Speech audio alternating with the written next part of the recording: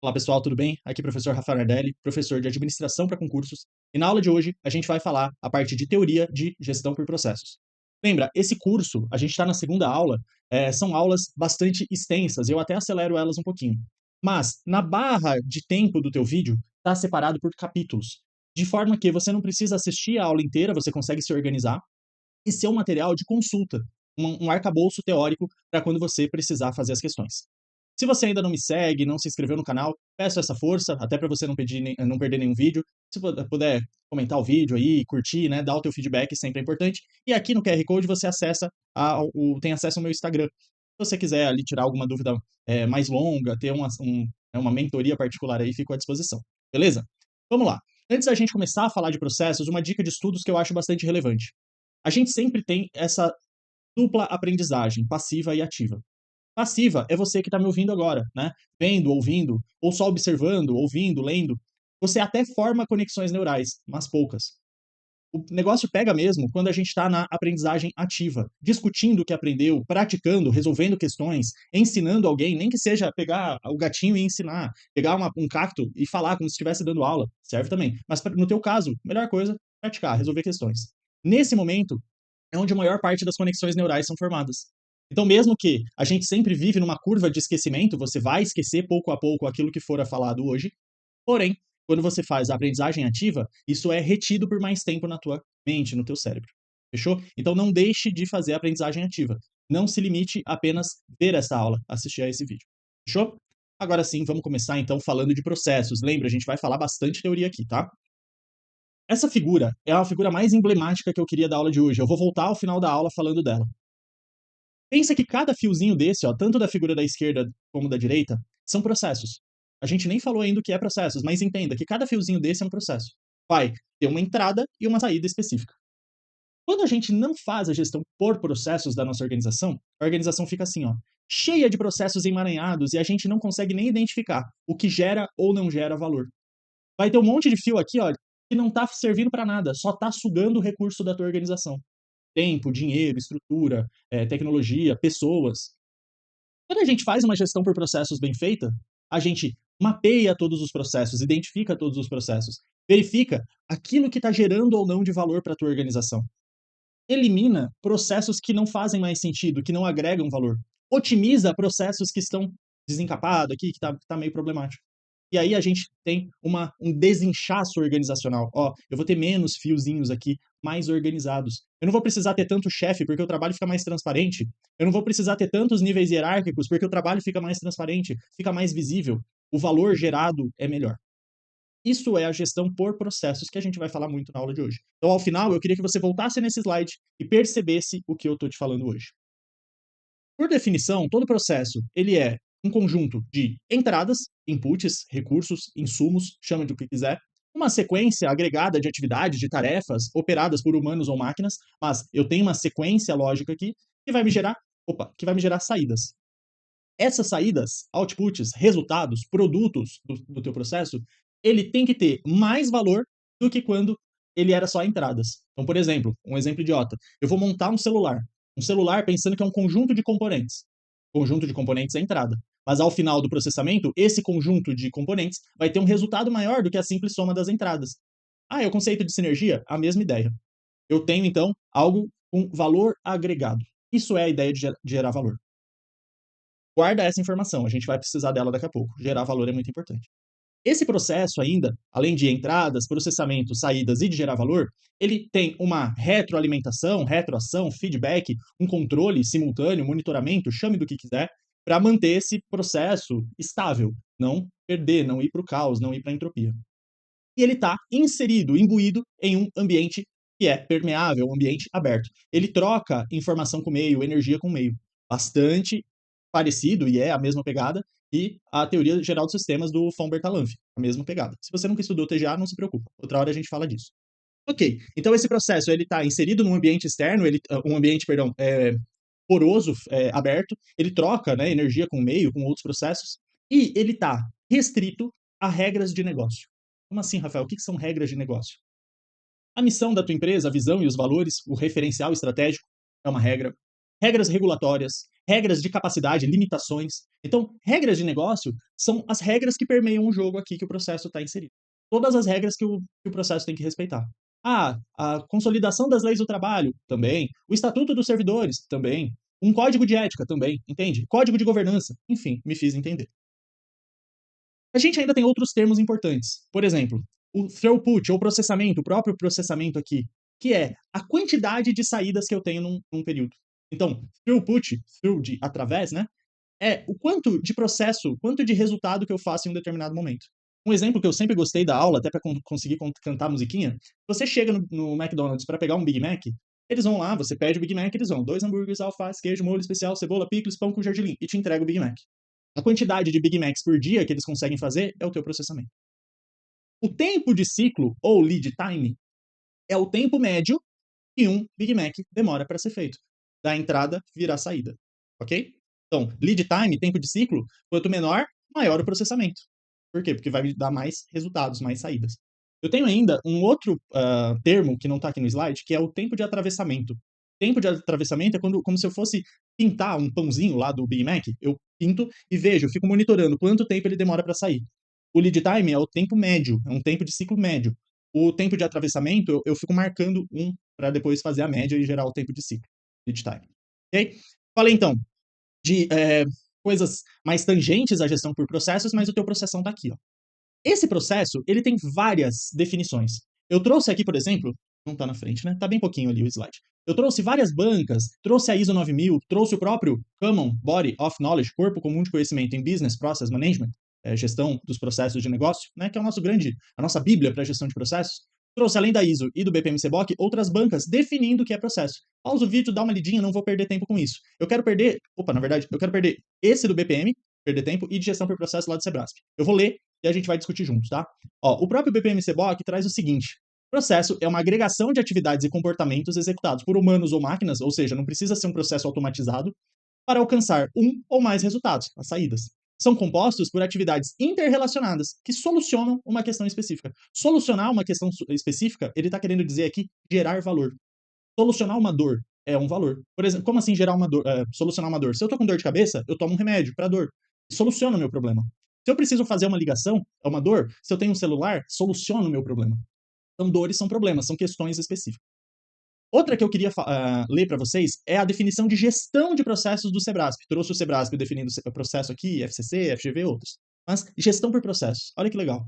Gestão por processos, ou seja, né, fazer toda essa gestão, na verdade é por, não de, depois a gente discute, pode ser definida como gerenciamento de negócios com abordagem disciplinar para identificar, desenhar, executar, documentar, medir, monitorar, controlar, melhorar processos de negócio.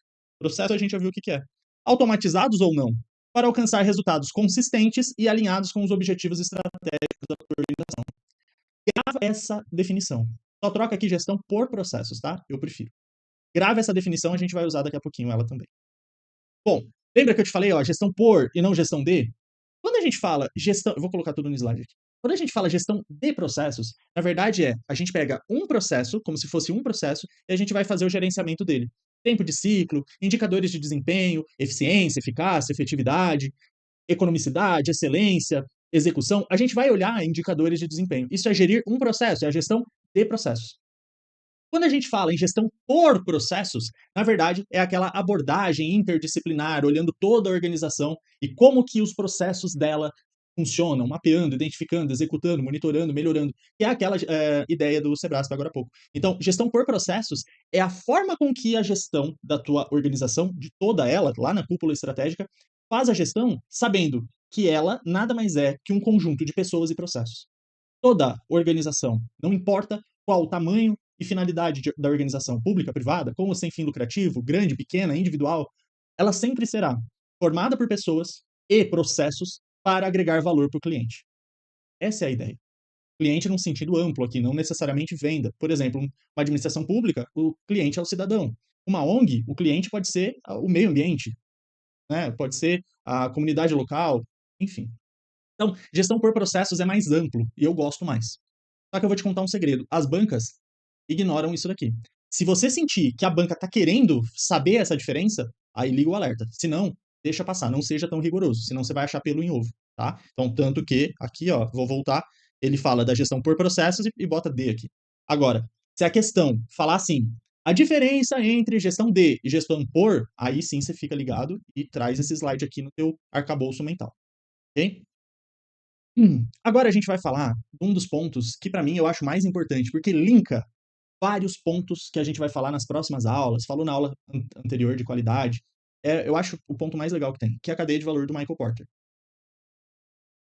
Primeiro, o que é a cadeia de valor? A gente já entra na figurinha. Ó, vamos ler e discutir, tá? Desculpa ler, mas eu acho legal para você fixar. Cadeia de valor, então, é um processo de mapear os fluxos mais importantes, os processos mais importantes em uma organização, ou às vezes em várias organizações. Lembra aquela ideia da cadeia de valor integrada, daquela cadeia de suprimentos integrada, supply chain management? Lembra da quarta era da qualidade que eu falei que toda a cadeia de produção é responsável por gerar qualidade para o cliente final? Total Quality Management, gestão da qualidade total. Então, a cadeia de valor pode ser dentro de uma organização ou até mesmo de todo o fluxo de valor, desde o primeiro fornecedor, lá que extrai o mineral da terra, por exemplo, até o cara que vai vender para o cliente final um celular, por exemplo. Toda essa cadeia, ok? Permitindo que a empresa conheça o seu valor agregado. Lembra aquele gerar valor que eu coloquei em verde no primeiro slide? E compreenda suas vantagens. Quais são os seus fatores críticos de sucesso? Quais são as suas competências que diferem de todas as outras? Isso só a cadeia de valor responde. A cadeia de valor, então, ela vai perceber como se você pegasse, ó, presta atenção, um helicóptero ou um drone, hoje é mais tecnológico o drone, subisse e olhasse toda a tua organização. Eu vou usar essa analogia várias vezes. Desde o caminhãozinho entrando na tua empresa com matéria-prima, essa matéria-prima sendo trabalhada, operada aqui, lá na operação mesmo, até ter produto final saindo para o cliente. Você olha lá de cima, lá do alto do teu helicóptero, o cliente comprando, toda a parte de marketing que impacta diretamente o cliente, todos os serviços agregados. Lembra que eu te falei que cada vez é mais difícil, lá na aula anterior, se você não viu, volta na aula 1. É cada vez mais difícil você ter só produto ou só serviço. A gente tem um mix aqui. Então, serviço de pós-venda, de assistência técnica, de relacionamento com o cliente. Então, toda essa parte aqui mais primária, que impacta diretamente o teu cliente. Por quê? Aqui, ó, caminhãozinho entrando, sendo transformado em produto, produto saindo, tudo isso daqui é como se o cliente pegasse na mão o produto. E os serviços e marketing, venda aqui, relacionados para o cliente, né? Impactam diretamente o teu. Ainda, além desses fluxos mega importantes, que são as atividades primárias, impactam diretamente o teu cliente, eu tenho ainda várias atividades de apoio. A estrutura, a infraestrutura, né, toda a parte de alocação de recursos, toda a parte de gestão de pessoas, né, desde planejamento, agregação, aplicação, desenvolvimento, remuneração, monitoramento, manutenção dessas pessoas.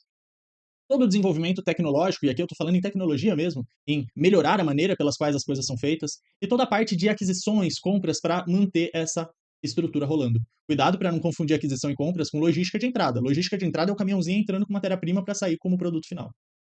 Quando a gente mapeia todos esses processos, pensa, eu estou lá do alto da minha montanha, no alto do meu helicóptero, olhando tudo isso e vendo aquilo que está gerando valor e aquilo que não está. E aí eu volto lá para aquela figurinha dos fios embaralhados. Eu começo a ver, opa, esse fio não faz sentido, tira. Esse daqui é mega importante, reforça, otimiza. Para quê? Para gerar valor, gerar vantagem competitiva sustentável que vai me diferenciar das demais empresas perante o meu competidor. Porter, quando ele pensou no value chain, né, na cadeia de valor, ele pensou nessas atividades principais aqui, secundárias, mais no ponto de vista de operação mesmo, de empresas manufatureiras. Hoje, a gente tem, por exemplo, uma cadeia aqui, eu peguei isso lá do Guia de Planejamento Estratégico do ENAP, tá? Adoro as aulas de questões do ENAP, então fica ligado nisso. Aqui é uma ideia de uma cadeia de valor no setor público. E ele traz outros tipos de processo aqui, mas a ideia desses macroprocessos é a mesma. Atividades mais de apoio, ó, gestão de pessoas, gestão da logística, né? Como que eu vou planejar, organizar, dirigir, controlar esses processos todos. Eu tenho processos de governança aqui, mais ou menos de gestão, né? E eu tenho processos finalísticos, ó. Meio ambiente, agricultura, pensa na gestão estratégica da administração pública federal. Vai trabalhar com todas essas pastas, com todas essas agendas de políticas públicas. Tudo isso tem que ser mapeado, tem que ser otimizado, tem que ser identificado, melhorado, otimizado, refinado, para gerar valor para o cliente, cidadão, no caso aqui. Para todos os stakeholders, na verdade, né? Mas gerar valor para a sociedade. Ponto importante para a gente não ficar pensando em caixinhas separadas. A aula hoje é bem densa, tá? Eu quero que seja, mas sempre vai faltar alguma coisa. Até um parêntese, né? Eu acabei de gravar a aula 1 lá de qualidade, putz, faltou uma coisa, faltou outra. Então a gente constantemente vai gravar aqui os adendos. Mas vamos lá.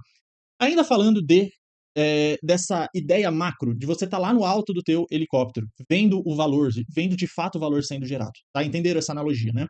A ideia, quando você sobe o helicóptero, é para ter uma visão mais abrangente, mais ampla, ponta a ponta, que a gente chama, tá? Holística, sinérgica, sistêmica, interrelacionada. Pense o vocábulo que quiser aí. Quando a gente pensa nessa cadeia de valor, ela não é pensada do nada, isolada. Na verdade, eu tenho uma inter-relação bem forte com planejamento estratégico e com controle. Olha só, eu vou falar mais ou menos uma ideia de causa e efeito aqui, tá? Pensa que eu vou fazer o meu planejamento estratégico. Tudo começa com a definição da missão, da visão e dos valores que permearão a minha organização. Para que eu existo? Qual é o meu propósito? Aonde eu quero chegar? E quais são os valores que me são norteadores, os pilares da minha organização? E isso é o meu referencial estratégico. Quando eu tenho esse referencial estratégico, eu sei quais são as minhas vontades, onde eu quero chegar e onde eu estou e para que eu existo. Eu começo a olhar o ambiente externo e o ambiente interno, as oportunidades e ameaças do meio, ambiente externo e as minhas forças e fraquezas. Beleza. Nesse momento, eu consigo, a partir do referencial estratégico, definir quais são os processos, os macroprocessos mais importantes para quê? Para eu chegar nessa visão. Ter o alinhamento estratégico. No momento que eu defino quais são os processos mais importantes para minha organização, os macroprocessos, aqui são tudo macroprocessos, a gente já vai ver a diferença entre macro e processo, tá? Esses macroprocessos mais importantes para eu chegar na visão de futuro da minha organização, eu vou conseguir definir melhor indicadores de desempenho, nossos KPIs, né, os indicadores-chave de desempenho, ou PPIs, né, Process Performance Indicators. Esses indicadores, então, também vão estar alinhados à cadeia de valor, e, por sua vez, estarão alinhados com a estratégia, com o referencial estratégico da minha organização. E ainda, eu vou conseguir, a partir do momento que eu tenho meus macroprocessos bem definidos e os indicadores que eu preciso para chegar onde eu quero chegar, eu consigo fazer o mapa estratégico. Lembra lá da balança de Scorecard? Essa relação de indicadores com causa e efeito, com interrelacionados. Por exemplo, né, aqui ele trouxe 3 perspectivas. Lembra que o BSC ele é adaptável. Mas vamos pegar lá do Kaplan e Norton mesmo. Eu tenho 4 perspectivas, né? Se eu conseguir, a partir desse mapeamento de processos, imbuir, incutir na cabeça dos meus colaboradores que a gente precisa constantemente aprender, se aprimorar, inovar, se melhorar, aquele long life learning, né? A aprendizagem continuada, eu vou ter inovação, eu vou ter aprendizado, crescimento dos meus processos. No momento que eu tenho aprendizagem e crescimento, eu consigo inovar, mudar sempre para melhor, né? Eu consigo crescer. Desculpa, eu consigo que meus processos internos sejam melhores. Eu evoluo para ter processos internos melhores. No momento que eu tenho processos internos melhores, eu consigo agradar melhor o meu cliente, consigo ganhar mais mercado, por exemplo, falando da administração privada. E ao ganhar mais mercado, reter mais clientes, conquistar e reter mais clientes, eu consigo ter perspectivas melhores financeiras. Tá vendo como eu consigo relacionar PSC com referencial estratégico, na verdade são bem próximos, com indicadores de desempenho e também com a minha cadeia integrada de valor. Eu coloquei integrada porque eu pensei em toda a cadeia aqui, em vários atores, né? Várias organizações públicas ou privadas, não só olhando uma organização. Pode ser que eu olhe uma só ou toda a cadeia de produção. Show? Então isso é muito importante, você ter essa ideia sistêmica, não ficar pensando só em caixinhas. Vamos falar agora do foco da gestão. Lembra que eu te falei da gestão por processos? Que é uma forma diferente de ter, de organizar, de enxergar a tua organização. Basicamente, aqui, a questão, presta atenção, não é de estrutura organizacional. Ela não é sobre departamentalização. Lá na aula de função organizar, né, a gente tem estrutura organizacional e fala sobre a departamentalização funcional e a departamentalização por processos. Lembra disso? Já estudou? Não estudou? A gente chega lá. Aqui, eu não estou falando da gestão, da departamentalização por processos, ok? Não é isso.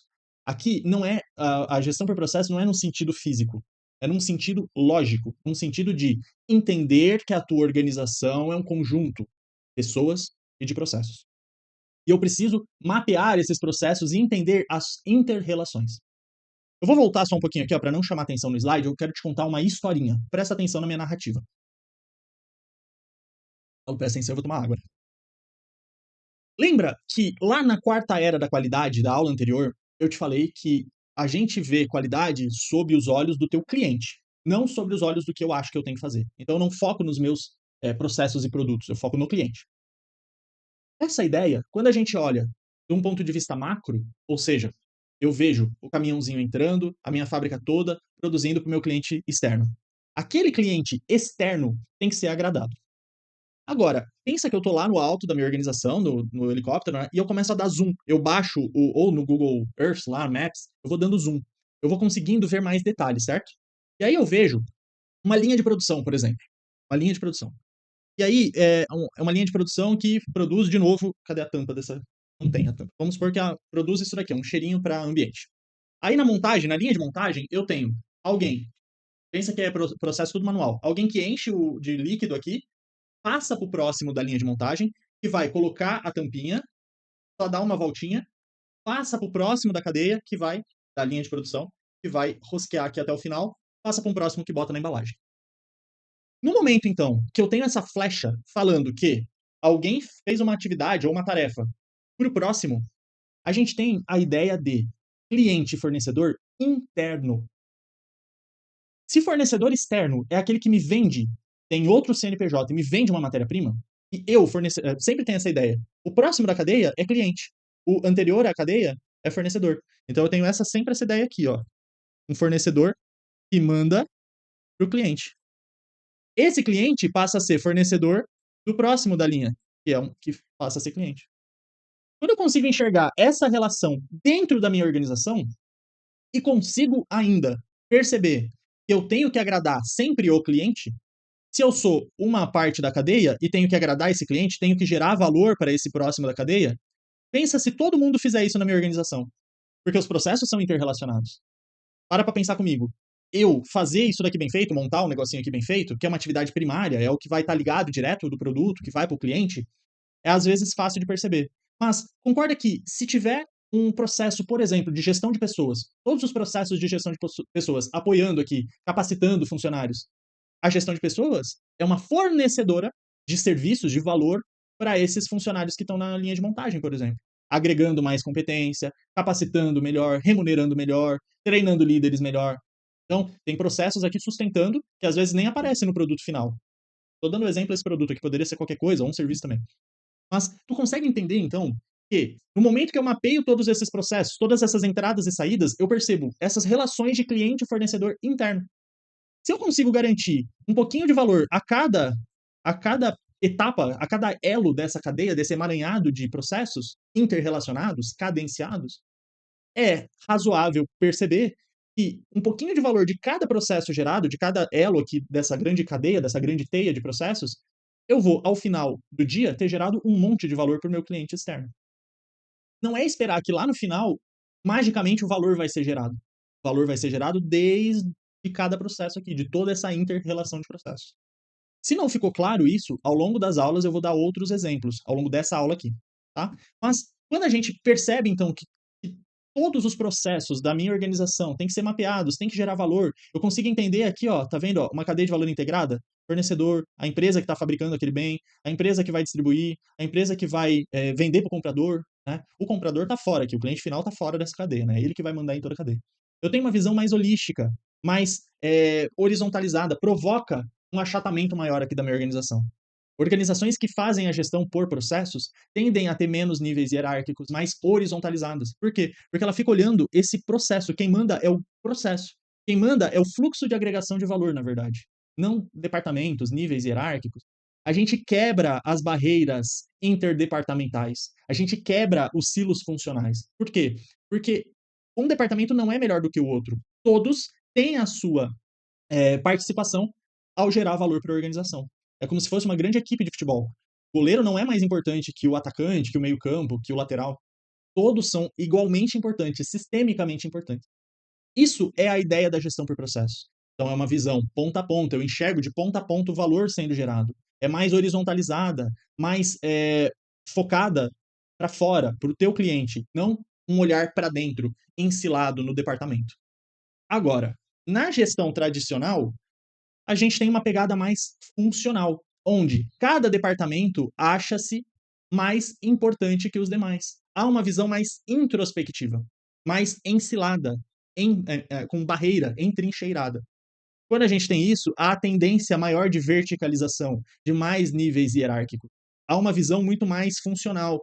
Dentro do departamento funciona que é uma beleza, mas interdepartamentos já não funciona tanto. Isso cai bastante, pessoal. Só que cuidado, eu não estou falando da departamentalização por processos. Eu estou falando da forma como a gestão, lá a alta cúpula, percebe a organização. Aqui não é uma aula de organização, de alocação de sistema de comunicação, decisão, responsabilidade e autoridade. Fechou? Beleza. Aí aqui tem um resumão daquilo que tudo que eu falei. Bate um print, lê com calma. Não vou ficar lendo aqui, tá? Tipos de processo agora. Ó, a gente definiu o que é um processo, a cadeia de valor, como essa cadeia de valor se relaciona com o planejamento estratégico. A gente definiu essa gestão por processos. Agora, eu quero pegar cada tipo de processo e classificar. Agora a gente vai entrar numa pegada mais gestão de processo, das técnicas, das ferramentas, das classificações. Vamos lá?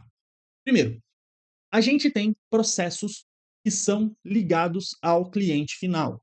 Esse cliente externo, final ou não, vai, mas externo à tua organização, quem vai comprar o teu bem, produto, serviço, sei lá, tudo que tiver ligado diretamente ao cliente final, que o cliente consegue perceber, é um processo primário. Esse processo primário tem vários sinônimos. Processos finalísticos, processos críticos, processos precípios, processos. Tem vários tipos. Tá? O que eu quero que você lembre? Que são aqueles que o cliente enxerga. Por exemplo, o processo de colar essa etiquetinha aqui, não é propaganda não, tá? Vou virar. Colar a etiquetinha aqui é um processo primário. O cliente não está vendo o colaborador colar, mas o cliente vai ver colado. Se tiver mal colado, tiver uma bolha de ar aqui, por exemplo, o cliente vai perceber. Entende? Então, tudo que está ligado direto ao produto ou ao serviço, o cliente vê, é processo primário. A gente ainda tem. Opa! Ah, tá, voltei aqui o slide. A gente ainda tem outros processos que suportam, que apoiam os processos primários. Esses processos de suporte podem vir como processo de apoio, processos secundários. Eles não são primários, portanto, secundários. Esses processos dão suporte aos processos primários. Eles geram valor? Lógico que gera, senão não deveria existir. Mas eles não geram valor para o cliente, e sim para outros processos primários. Então tem muitas questões de concurso falando assim, ó, processo primário gera valor para o cliente final, ponto. Enquanto os processos de suporte não fazem. E aí tem gente que marca errado, porque acha que o processo de suporte não gera valor. A banca não está dizendo isso. A banca está falando, não gera valor para o cliente. Então cuidado com essa interpretaçãozinha. O que são processos de suporte? Treinamento de pessoas, capacitação, né, de pessoas, agregação de pessoas, processo de compra de matéria-prima pro material de escritório, material de limpeza da fábrica. Isso são atividades de suporte. O teu cliente não participa. Se você quiser terceirizar tudo isso ou fazer ali na tua organização, o cliente não percebe.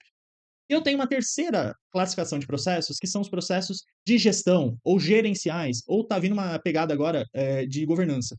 Mas tudo com G, fica fácil. O que são os processos gerenciais? São os processos mais ligados ao processo administrativo, à gestão da coisa, da organização. Planejamento, organização, direção e controle.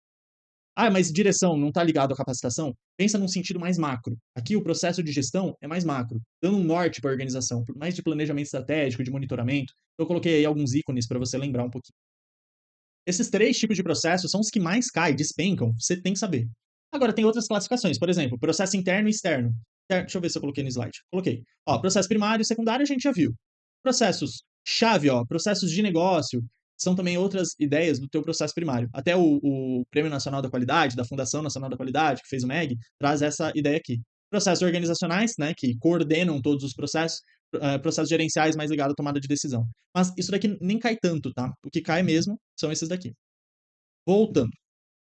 Eu tenho processo interno e externo. Interno é que passa da organização. Por exemplo, um processo de compra de matéria-prima é externo. Desculpa, externo passa, né, organização. Processo de compra de matéria-prima é externo, porque envolve fornecedor. Processo de auditoria externa é externo. Externo não é fisicamente, tá? Se entrou alguém de fora da organização na jogada, nesse mapeamento do processo, é externo. E interno, bom, ocorre, começa e termina dentro da tua organização. Não geograficamente, eu estou dizendo de forma lógica. Pode ser um processo vertical, horizontal ou transversal. Vertical, por exemplo, planejamento estratégico, é top-down. Um processo de pedido de férias, ele é bottom-up, eu vou mandar para a minha gerência, né? De baixo para cima. Processo horizontal, perpassa diferentes setores, mas na mesmo nível hierárquico. Por exemplo, um processo de produção. E um processo transversal ou diagonal são aqueles processos mais complexos, normalmente no setor público, que envolvam muitos órgãos diferentes. Coloquei aqui o exemplo, não. O exemplo é você fazer um passaporte. Você tem que ir no TJ, na Polícia Civil, na Polícia Federal, na Receita Federal, no Padre Marcelo Rossi, sei lá, é um monte de lugar que você tem que ir para tirar um passaporte. Isso é um processo transversal. Transação, instância, dá uma lida aí depois com calma, não vou perder tanto tempo, cai muito pouco, mais para a área de TI. Agora, a gente vai falar um pouquinho da hierarquia desses processos. Eu sei que é bastante conteúdo, mas você não vai ficar assistindo uma vez só esse vídeo. Você vai fazer seus resumos, vai fazer teu aprendizado ativo também. Vamos lá. Se eu tô no alto do meu helicóptero lá, de forma geral, eu vejo os meus macroprocessos. São processos mais complexos, envolvem vários outros processos, englobam vários outros processos. Né? Então, engloba vários processos. Processo você já sabe o que é.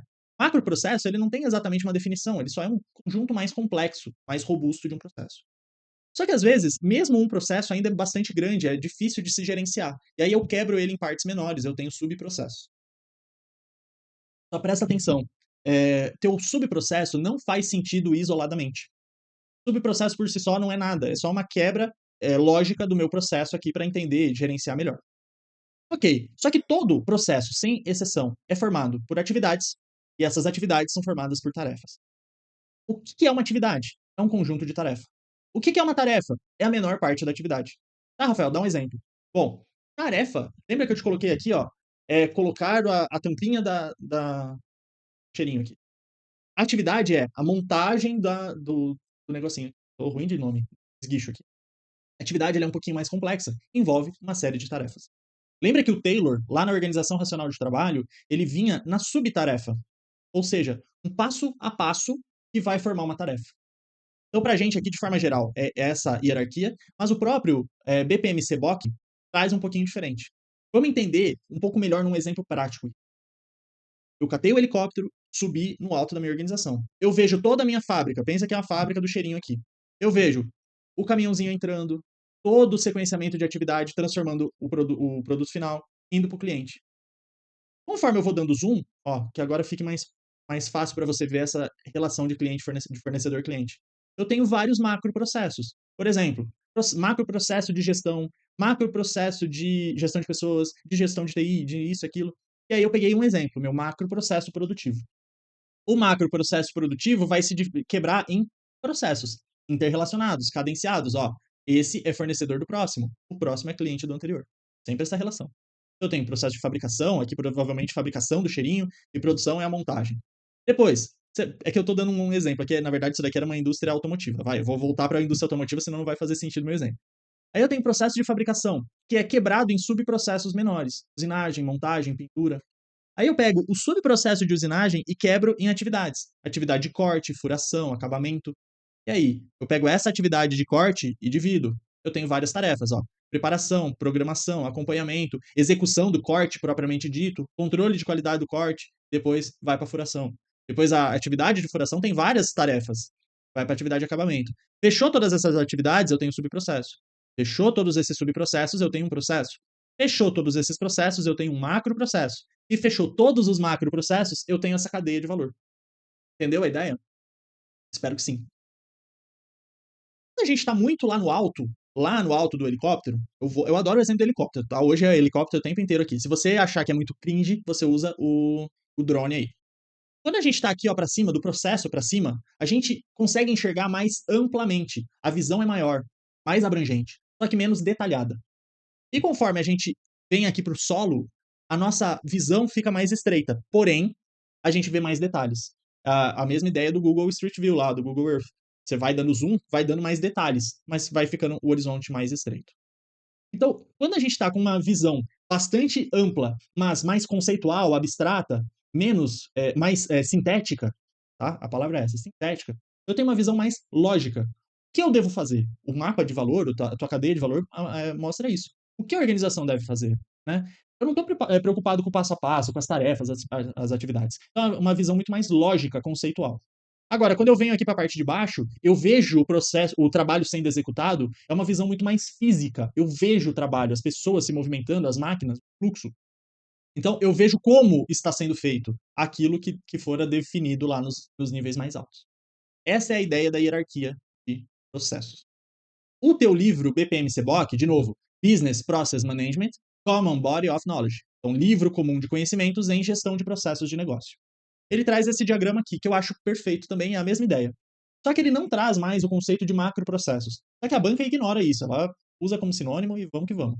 Então, nos processos de negócio, quando eu estou olhando aqueles processos interdepartamentais, né? Ó, negócio primário, de suporte ou de gerenciamento, lembra aqueles 3 tipos de processo? Mas eu estou vendo todo aquele processo, normalmente interfuncional, perpassa por vários departamentos, tal. Eu estou nessa visão lógica. Quando eu entro num departamento, eu entro num centro de excelência funcional ali, eu entro numa função de negócio, nada mais é que o teu departamento, eu começo a ver as atividades e as tarefas sendo executadas, e aí eu venho na visão física. O BPM-CBOK, ele é bastante, cuidado com o que eu vou dizer, tá? É um grifo meu. Ele é bastante racional. Ele busca essa racionalidade. Eu não vou dizer taylorista não, porque é uma visão simplista. Mas ele vai pegar aqui como otimizar os fluxos de trabalho. Então ele entra para além da tarefa no passo a passo, que é aquele nível atômico mesmo. Ó, para colocar a tampinha, eu pego com a mão esquerda, puxo 20 graus, pego, giro 15 graus o tronco, pego a tampinha, volto. Cada frase que eu estou falando, cada comando é um passo a passo. Então, é o nível atômico. E o cenário é o contexto que aquela atividade é criada, é feita. Então, se é um contexto mais de pressão, menos pressão, né, um contexto não ambiental, tipo, não higiênico, iluminação, temperatura, não, mas é um contexto mesmo, se é um contexto mais de operação, mais de raciocínio, etc. Tá? É mais complexo, portanto, cai bem menos em prova. Tá? O que cai mais é a atividade tarefa aqui. E essa visão lógica e a visão física. A mesma figura de forma diferente. Ó. Eu tenho um fluxo de processo, eu estou olhando o processo como um todo, perpassando várias áreas funcionais, vários departamentos.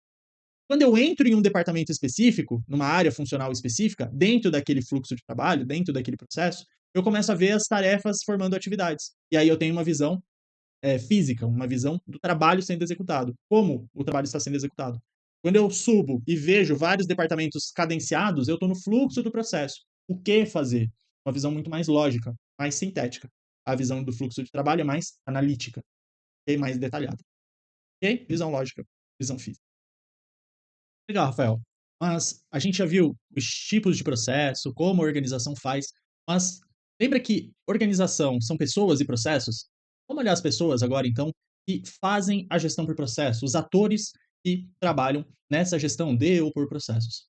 A gente tem vários na literatura, mas eu trago 5 principais, ok? Depois tem slidezinho aí para você printar se você quiser. Primeiro, dono de processo, gerente de processo, arquiteto de processo, analista e designer de processo. 5 personas diferentes. Por que eu falo personas? Porque na prática, se a tua organização for muito pequena, for uma microempresa, essas 5 personas pode ser até a mesma pessoa. Mas, a depender da atribuição, da responsabilidade, ela vai assumir uma persona diferente. Entende? A banca vai perguntar a persona. Pode ser ou não a mesma pessoa, a mesma CPF ali.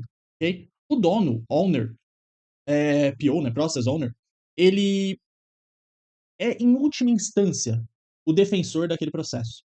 Ele, se der errado aquele processo, ele que vai responder para a alta gestão, para a cúpula, para o comitê de governança, ele que responde. Portanto, dentro do processo, ele é a última palavra. Ele é responsável por prestar contas. Contas aqui no sentido de indicadores. Quem auxilia o dono do processo, ó, coloquei a figura de um juiz aí para você lembrar que ele é a última instância. Quem vai gerenciar o processo, olhar indicadores, melhorias, tal, no dia a dia, no cotidiano, é o gerente de processo. Cuidado, tá? Que lá em gestão por projetos, a gente não tem a figura do dono. A gente só tem a figura do gerente. Aqui não. Aqui a gente tem essas duas figuras. Cuidado. E depois, o arquiteto de projeto, de processos, coloquei aí um maestro. Por quê? É ele que coordena, que percebe a inter-relação entre os processos. Ele está lá no nível estratégico, olhando.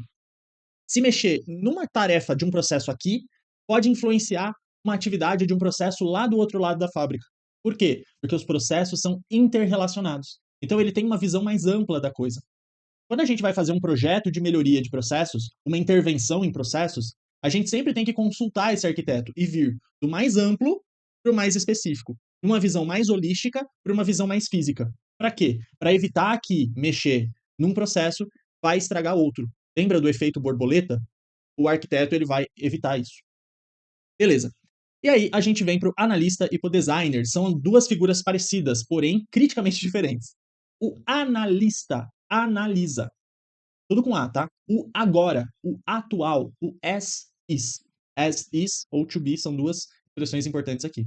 Então o analista, ele monitora, modela, analisa como que o processo está agora. E o designer, ou também chamado de desenhista de processo, ele vai modelar um processo futuro, to be. Então, as is, como está, to be, como será. Então, se eu estou falando de algo novo, designer, desenhista. Se eu estou falando de analisar, analista, agora, as is.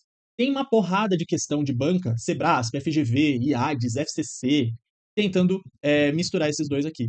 Ah, a análise de processos é o futuro? Não.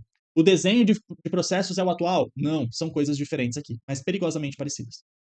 Além desses 5 aqui, a gente tem, por exemplo, o patrocinador, que fornece recursos, os tecnólogos, que fornecem insights, né? Os especialistas provêm insights, tecnólogos, que vão prover tecnologia, enfim, são figuras mais secundárias.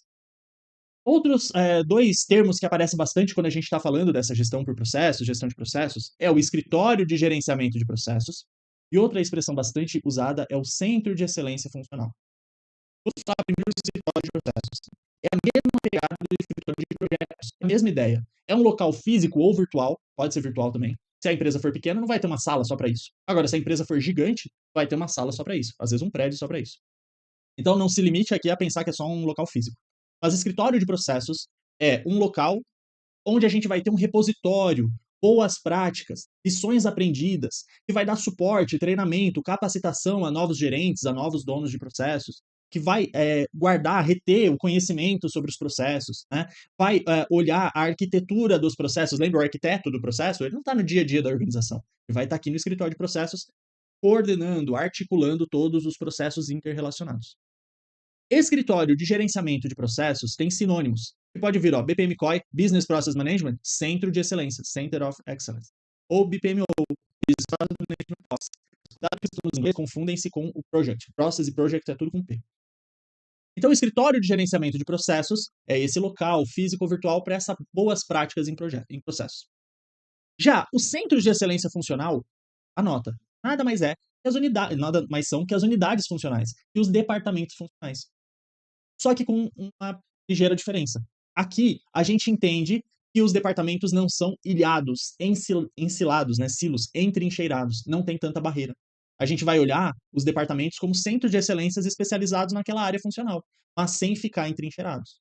Então, quando você lê área funcional, centro de excelência funcional, entenda que são os departamentos. Marketing, RH, produção, usinagem, manutenção, sei lá. Mas sem aquela ideia da visão tradicionalista. A gente vai pegar uma visão mais por processos aqui, ok? E aí coloquei aqui, ó, para você bater o print, ler com calma, ter as tuas anotações, mas é o que a gente falou. Dono, gerente, arquiteto, analista, designer, especialista é o fornecer insight, o famoso pitaco. Especialista pode ser o cara que está há 10 anos na empresa, pode ser o cara que fez uma pós no assunto, pode ser, sei lá, tá? Ele é referência ali, né? Um benchmark interno pra gente. Representantes funcionais são os caras da área, de cada área funcional. Patrocinador é o cara que detém recurso. Tecnólogo, soluções tecnológicas. Aí falamos do escritório de processos e do centro de excelência funcional. Para você ter aí um pouquinho mais de texto, ok? Agora, eu queria que você entendesse o seguinte. Desde o início da aula, eu estou falando de BPM, que é o Business Process Management, essa gestão por processos. E eu te falei que tem o Common Body of Knowledge, que é o corpo comum de conhecimento, o nosso BPM CBOC. Esse BPM CBOC, então, é como se fosse uma bíblia da gestão por processos. Atualmente, ele está na 4ª edição, foi publicado ali durante a pandemia, mas não tem muita diferença da 3ª para a 4ª versão aqui. O que da 3ª para a 4ª mudou muito? Mais a parte de tecnologia da informação. Afinal, ó, pensa, 19 e 20, a gente vivia o ápice, o início, na verdade, não vou dizer o ápice, não, a gente nem sabe o ápice, mas o início da parte da revolução tecnológica do sentido do EAD, da inteligência artificial, etc. Tá? Mas a ideia do BPM CBOC é a mesma, tá? Desde a primeira edição, perdão. Então, o Corpo Comum de Conhecimento e Gestão do Processo, grava, não é prescritivo. Na aula de TGA, lá de Teoria Geral da Administração, a gente fala das abordagens prescritivas, normativas e das explicativas descritivas. O BPM CBOC, ele é descritivo. Ele não fala para você fazer exatamente daquela forma, né, como uma receita de bolo. Não, ele descreve ferramentas e você adapta para a tua realidade. Aquela ideia do tailoring, né, da alfaiataria, ela é ajustável. Todas as ferramentas de 1950 para cá, olha, com raríssimas exceções, metodologias, formas de pensamento, filosofias, todas elas tendem a vir como descritivas, explicativas, e não como prescritiva, normativa, tá? Isso é uma dica aí para caso tenha uma questão parecida. E aí ele tem níveis de maturidade, áreas de conhecimento, etapas do gerenciamento de processos que a gente vai estudar agora. De novo, ele não é prescritivo, ele vai te dar uma boa prática, você usa do jeito que convier. Olha aqui os capítulos, tá? Em azulzinho aqui estão os capítulos. E aí eu divido em 2 perspectivas. Tem que se lembrar da gestão por processos e a gestão de processos. Olha como fica mais fácil. Na perspectiva de toda a organização, eu estou lá olhando toda a organização, eu tenho uma gestão por processos. Como os meus processos agregam valor para o meu cliente. Quando eu estou numa perspectiva de olhar cada processo e gerenciá-los da melhor forma, aí eu estou na perspectiva da gestão de processos. Só para você pegar aí é bem peculiar isso, tá? Bem preciosista o que eu estou te falando. E aí ele vem com uns capítulos aqui, cada capítulo falando uma série de coisas, né? Por exemplo, gerenciamento corporativo e organização da minha gestão por processos, lógico, eu estou na perspectiva organizacional. Gerenciamento de processos, que a gente viu os tipos de processo, a equipe, né? As ferramentas. Capítulo só para modelagem de processos. Modelar é você descrever os teus processos através de símbolos padronizados. Esses símbolos podem modelar os meus processos para descrevê-los como ele está agora. Análise, lembra? As is, atual. Ou eu posso usar essa modelagem para desenhar no futuro um processo novo. Processo. Ainda, eu tenho toda a parte do capítulo falando de indicadores de desempenho, de controle estatístico de processo, como eu vou monitorar esses processos aqui no gerenciamento de desempenho. Depois, eu tenho um capítulo falando só de transformação de processos, que nada mais é que a passagem do atual para o futuro. Eu tenho uma transformação. Só que, além de passar esse atual para o futuro, que é uma mudança, é uma intervenção em processos, eu tenho todas as ferramentas aqui de gestão da mudança, de engajamento das partes interessadas, de liderança, etc. E por último, eu tenho um capítulo só falando de tecnologias de BPM, que são os suites, os softwares de BPM, Business Process Management. Então, eu posso usar a tecnologia da informação? Não só posso, como vai me ajudar muito. Agora, é necessário eu ter todos os recursos de tecnologia da informação para gerenciar os meus processos? Aí não. Eu posso fazer a gestão por processos numa microempresa que nem computador tem.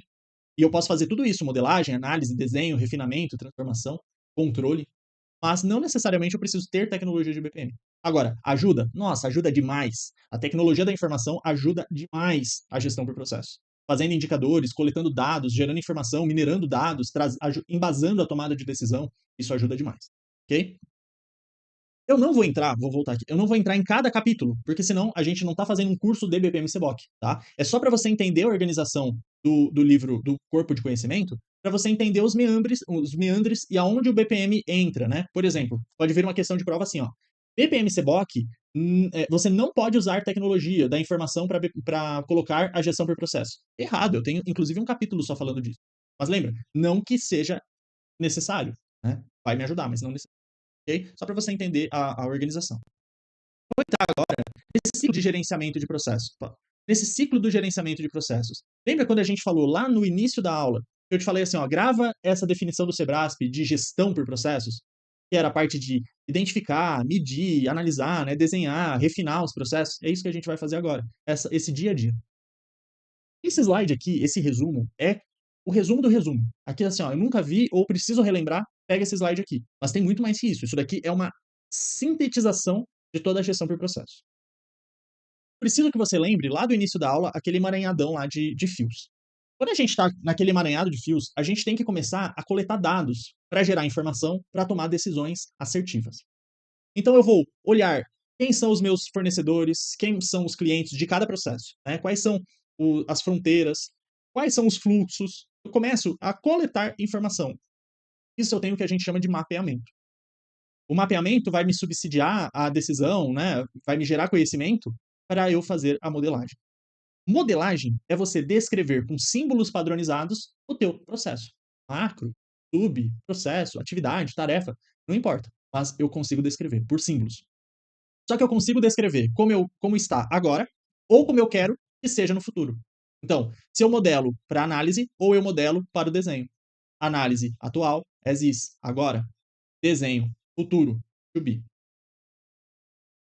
Quando eu percebo que essa análise, né, na análise, eu percebo que está muito ruim o meu processo atual e eu quero fazer um novo, um projeto de melhoria de processo, ou ainda chamado de intervenção em processos, mudança de processos, eu tenho uma transformação. Então, transformar é a passagem do atual para o futuro. Só que cuidado, tá? Não está no slide aqui, mas anota. Transformação é só o ato de passar do atual para o futuro. Esse ato, essa operação, ela é só o coração da mudança. Mas lembra que eu tenho toda uma gestão de mudança por trás. Eu não vou estudar com vocês aqui nesse vídeo gestão da mudança. Mas lembra, Gerir a mudança é você diminuir o medo das pessoas envolvidas, aumentar a confiança, a crença de que vai ser melhor, documentar esses novos processos, né? Recongelar essa mudança. Então, descongelar, mudar, recongelar a mudança, né? O modelo lá do Levis, Kurt Levis. Então, você fazer a gestão da mudança é muito maior aqui. Então, essa passagem toda aqui, ó, tem como pano de fundo a gestão da mudança. Por quê, Rafael? Lembra da organização escada? Organização escada é aquela que mudou e fez uma mudança, uma gestão da mudança bem feita. Deu tempo das pessoas internalizarem os novos processos, tal. Quando a gestão da mudança é mal feita, a gente tem uma organização serrote. Melhora, piora, melhora, piora, com o passar do tempo. Se você não sabe do que eu estou falando, assiste a aula 1 lá quando eu falei de PDCA, tá?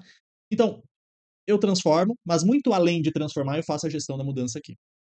E o tempo inteiro, gente, já falo da mudança. O tempo inteiro eu estou monitorando com indicadores-chave de desempenho esses processos. Esse monitoramento ele é constante aqui. Indicadores de esforços, indicadores de resultado, então análise ex-ante, né, resultados finalísticos, em itinere, ou seja, ao longo do processo. Eu tenho o tempo inteiro aqui indicadores de desempenho, né, que tem as características que a gente vai estudar ainda em momento oportuno. Só faltou falar o seguinte, né? Essa transformação ela pode ser sistêmica, contínua, incremental. Eu tenho BPI, Business Process Improvement, que é incremental, melhoria contínua. Ou de tempo em tempo eu percebo que está extremamente necessário, eu faço um redesenho, um radicalismo aqui. Business Process Reengineering, radical, aquela mudança abrupta, né? Lá da reengenharia que a gente viu na aula de qualidade. Se não, no dia a dia eu estou fazendo melhorias contínuas, incrementais, nunca pontuais. Lembra que pontual é o serrote. Fechou? Esse é o resumão do resumão, tá, galera? Na prática, o próprio BPM-CBOK ele traz esse ciclo composto de 6 etapas. Primeiro, é o planejamento. Planejamento é o seguinte, ó. Eu vou definir quais os processos eu vou gerenciar, né, quais são os processos mais importantes, qual o escopo, né, a abrangência da minha análise, a profundidade da minha análise, eu vou até o passo a passo aqui, ou eu vou mais só no nível superficial, mais biológico, as minhas restrições, quais são, vou conversar com o arquiteto aqui para ver, né, as restrições, as regras do jogo, vou mapear, coletar informação, definir metas, métodos, e sempre do mais amplo para o mais específico. Eu nunca vou olhar a tarefa sem antes olhar todo o planejamento estratégico. Outra coisa que não está no slide, eu queria que você anotasse, tá? Antes desse planejamento, antes mesmo de começar esse projeto de melhoria, esse gerenciamento em busca da excelência nos processos, a gente tem que entender o contexto da organização. Porque para pensar comigo. A todo momento aqui, desde o início da aula, eu te falei que os processos estão imbuídos em um ambiente, inseridos num ambiente aberto, um ambiente permeável. Então, a tua organização, ela influencia e é afetada pelo teu ambiente, por fatores políticos, econômicos, sociais, tecnológicos, ambientais e legais, teu ambiente pestel. Por fornecedores, por clientes, por concorrentes, por possibilidades de novos entrantes, de produtos substitutos. Então, para você começar a melhorar algum processo, olha como é complexo. Você precisa entender todo o teu macroambiente, porque o drill down aqui, ó, se é do mais amplo para o mais específico, qual é o ambiente mais amplo que tem? O macroambiente. Político, banco, sala, tecnológico, legal. Depois a gente vem para o ambiente interno, imediato, perdão, aquele ambiente mais imediato da organização, ambiente funcional. Depois, entra no ambiente interno, dentro do teu planejamento estratégico, a partir do teu planejamento estratégico. Depois, entenda qual que é a cadeia de valor da tua organização, os macroprocessos. Depois, entenda os principais processos, para depois melhorar alguma tarefa. Entende como eu estou indo do macro para o micro? Então, essa etapa anterior de definição do contexto, de percepção do contexto da tua organização é muito importante. Afinal, pensa que eu destaco, eu tiro um CEO da Motorola, tiro ali, ó, um CEO assim, ó, o cara é maravilhoso, muito bom. Eu vendo ele, boto um fone de ouvido nele para ele não saber onde ele está indo. Aí eu solto ele numa empresa, um hospital, tá? Um hospital público. Tem o mesmo contexto, Motorola, de um hospital público? Não tem o mesmo contexto. A gestão, os processos de gestão são os mesmos?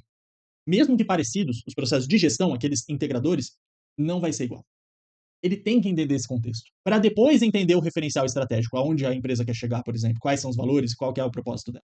Antes de saber isso, ela tem que entender o contexto, aonde está inserida essa empresa. Ela busca mais lucro? Ela busca valor social? Ela busca segurança? Qual a cultura dessa organização?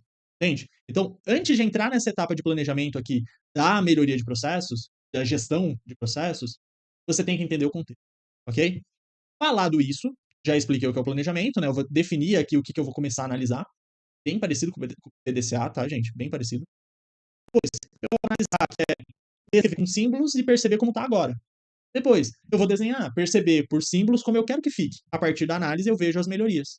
Ah, o processo ele está com um tempo de ciclo muito alto. Como que a gente pode resolver? Ah, vamos colocar os postos de trabalho mais próximos. Vamos reordenar. Vamos colocar uma máquina melhor.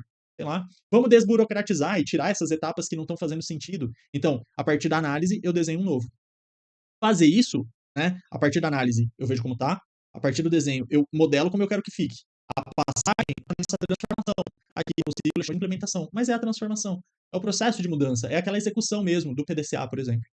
E aí, vou monitorar, melhorou, piorou, ficou igual, e vou para a etapa de refinamento. Se deu certo, documenta, normaliza, recongela, prepara para melhorias futuras. Se deu errado, planeja de novo e gira. Tá vendo como é muito parecido com o PDCA? E aí o próprio CBOC, BPM CBOC, fala, como a gente não é prescritivo, se você quiser usar o PDCA, fica à vontade, pode usar. Aqui é só uma ideia. Mas aqui a semelhança é muito grande, ó. P, ó, análise NDP, desenho NDP, tudo P. Né? Depois, implementação é D, monitoramento e controle é o C, do check, e refinamento é o ACT, né, da ação corretiva. Próximo. Bom, aqui, ó, eu falei, segue um slidezinho se você quiser o print, dos capítulos do BPM CBOC. Então, né, a perspectiva corporativa, depois as perspectivas por processo. Se você quiser bater um print, fica à vontade. Ó, 3, 6, 9. São os 9 capítulos. Agora, pessoal, reseta um pouquinho aí. Lembra que eu te mostrei o ciclo de gestão de melhorias de processo do BPM CBOC. E o próprio guia falou que ele não é prescritivo. Logo, você pode usar o PDCA. E se não é prescritivo, agora vem o ciclo de melhoria de processos do Rafael. Então, esse ciclo que eu vou colocar aqui para vocês, eu que fiz, na prática, para auxiliar e tentar linkar com as ferramentas da qualidade. Então, cuidado, ó. Não é um ciclo de um doutrinador. Ou, sei lá, se no futuro eu conseguir ser ótimo. Né? Então, entenda o seguinte, ó, vamos no dia a dia da gestão por processo tentando linkar com a qualidade. Começo coletando informações. Lógico que um passo zero aqui é o contexto, negócio, referencial estratégico. Eu estou olhando dali para baixo, ok? Eu vou coletar a informação dos meus processos. Depois, eu vou elaborar diagramas, mapas ou modelos, que é a minha modelagem de processos. Diagrama é o menos detalhado. É aquele só a caixinha, sabe aquele fluxograma por blocos? Só aquela caixinha mais simples. Mapa é intermediário e modelo é o mais cheio de minúcias. Às vezes ele é coloridinho. Se está no sistema, no computador, no Business Process Modeling Notation, é no computador, você consegue até colocar em animação, trabalhinho sendo executado, formando fila, etc. Então, você coleta informação e modela. Modela para entender o atual, principalmente. Depois, você vai monitorar esses processos através de indicadores de desempenho, saber se esses processos estão ok ou não. Em vez de monitorar, por exemplo, uma carta de controle, lembra o teu processo ao longo do tempo. Se passou limites, ou se está com viés, ou se está com tendência, etc. Ok, no momento que eu identifiquei algum problema, eu vou parar esse processo e vou ver o que está acontecendo de errado. E aí eu vou atrás de priorizar os principais problemas, afinal, a organização está cheia de problemas. Se você for um gerente e pedir para os colaboradores listar problemas na organização, cara, eles vão fazer cadernos de problemas possíveis, dos mais pequenininhos aos mais absurdos. Às vezes uns que fazem sentido, outros que não fazem. E aí você não tem recurso para resolver todos os problemas do mundo. Você vai priorizar. Aqui na priorização, você pode usar a matriz Gucci, a Pareto, pode usar outras ferramentas lá da gestão de riscos, da manutenção. Ok. A partir do momento que eu escolhi priorizar os principais problemas, eu vou identificar causas dos problemas. Posso aplicar 5 porquês, posso usar o diagrama de Ishikawa, posso usar a técnica do grupo nominal para entender especialistas, ou usar a técnica Delphi, né, especialistas de forma anônima, ou posso usar o brainstorm para achar ideias ali fora da caixa, né, causas possíveis fora da caixa. No momento que eu uso causa, eu vou atrás da solução daquelas causas dos problemas. De novo, eu posso priorizar aqui, né? De um problema pode ter várias causas, eu vou priorizar também. Posso usar o brainstorm aqui para ter também soluções inovadoras. Enfim, posso usar design thinking para pensar ferramentas também de forma inovadora. Aqui é uma grande parte, né? Vou achar solução, vou implementar, planejar a solução, implementar a solução, chegar e fazer a ação corretiva. Esse set aqui, eu posso inclusive encapsular o PDCA aqui junto. E aí vou para a normalização desse processo, esse processo de refinamento, de recongelação, de comunicação, de dar tempo para as pessoas internalizarem essa nova forma de se fazer, o antes e o depois. E esse ciclo continua. Então, essa visão aqui é uma visão minha só para você entender como as ferramentas da qualidade, aqui a gestão no dia a dia pode atuar. Fechou? Pessoal, seguindo agora com o tema, a gente vai falar. Lembra, ó, a gente viu o contexto, estudou o contexto, e agora a gente vai entrar no mapeamento, na modelagem, na análise e desenho de processos. Cuidado, às vezes a banca, e bancas grandes como o Sebrasp, a FGV, elas misturam um pouco esses termos, e a gente precisa ficar bem ligado para não errar a questão. A bem da verdade, mapeamento é coletar dados, coletar informações, gerar informação para tomar uma decisão melhor, compreender melhor os processos. Modelagem é você usar símbolos, notações para descrever esses processos de forma visual. E aí, a análise serve para de fato compreender esses processos e possibilidade de melhoria no estágio atual e o desenho para o estágio futuro. Mas às vezes, reitero, a banca pode falar assim: olha, o mapeamento de processos permite você conhecer gargalos, inconsistências e assim melhorar os processos. Isso não está errado. Por quê? Porque você precisa coletar informações para conhecer os processos. Então eu vou te explicar aqui de forma didática as caixinhas, né? Cada um com a sua denotação, com as suas características. Mas cuidado, interprete bem a questão. Então, mapeamento, processo primário de coletar essas informações. Uma forma bastante importante do mapeamento é através de uma folha padronizada chamada fluxograma vertical. A gente já viu isso lá na aula de qualidade. Pensa que eu tenho aqui, ó, uma prancheta e eu vou anotando, né, essa folha em branco. Eu vou lá na Gemba, né, onde o trabalho ocorre, no chão de fábrica, e vou ficar anotando. Ah, transportou durante 15 segundos por 4,9 metros. Depois, operou aqui, né, fez uma atividade, executou 157 segundos. Eu vou cronometrando e coletando dados. Para depois, essa folha padronizada, eu conseguir transformar, modelar melhor os processos. Né? Então, é uma forma de coleta de informação. Eu tenho outras formas de mapeamento, de coleta de informação. Aqui, pessoal, são as mesmas técnicas, bem parecido, quando eu vou fazer, por exemplo, levantamento de necessidade de treinamento, lá em gestão de pessoas, levantamento de necessidades de competência, né? Todas essas análises que eu faço, primeiro eu preciso ter dados, para tomar decisões baseadas em dados, não em achismo. Lembra que para eu ter informação, que é o dado estruturado, organizado, primeiro eu tenho que ter o dado bruto, e é isso que a gente vai buscar. Primeira forma é você fazer uma análise de documentos, uma pesquisa documental. Você vai olhar ali documentos antigos, formalizados, né, documentados. Tem os seus lados, as suas vantagens e as suas desvantagens, né? Entrevista, você vai entrevistar o chão de fábrica, o pessoal que opera, ou os altos executivos, mas né, quem faz a coisa. A entrevista gera senso de participação, gera aquele efeito do Hawthorne, né, que o Elton Mayo percebeu no experimento de Hawthorne. Então, o entrevistado ele se sente pertencente, né, vai se sentir motivado. Workshop estruturado é o mais caro, mas o mais completo que tem. Pensa que a empresa vai alugar um espaço de confraternização, vai trazer um palestrante, vai ter cartazes, vai ter musiquinha, coffee break, todo mundo imerso naquilo. Eu dei só um exemplo, não precisa disso, né? Mas ela é mais cara, envolve problemas de agenda, etc. Tá? Então a sua organização é que é cara. A execução é rápida, mas a organização é lenta e cara. A conferência via web permite você ter um workshop estruturado, mas de forma mais barata, né? Utilizando a internet. Pensa aí na época da pandemia, o quanto que a gente usou Zoom, Meeting, etc. Ainda usa, né? Eu estou podendo dar essa aula aqui pela web. Né? E sempre a banca vai te trazer que precisa de facilitadores. Aqueles facilitadores para dar, para ser o norte, dar a cadência aí da conferência. Observação direta. Você vai lá com a pranchetinha e fica olhando o chão de fábrica, quem está executando. Eu falo chão de fábrica porque é mais comum, mas não necessariamente precisa ser no nível operacional, tá? O problema da observação direta é que, no momento que eu estou analisando, eu sou o observador, gera o efeito Hawthorne, que é quem está sendo observado vai ser influenciado pelo observador. Lembra que no National Geographic, os fotógrafos, quem vai lá filmar, tenta se camuflar ao máximo para não influenciar o observado, no caso, os animais. Mas mesmo assim, tem um pouquinho de influência.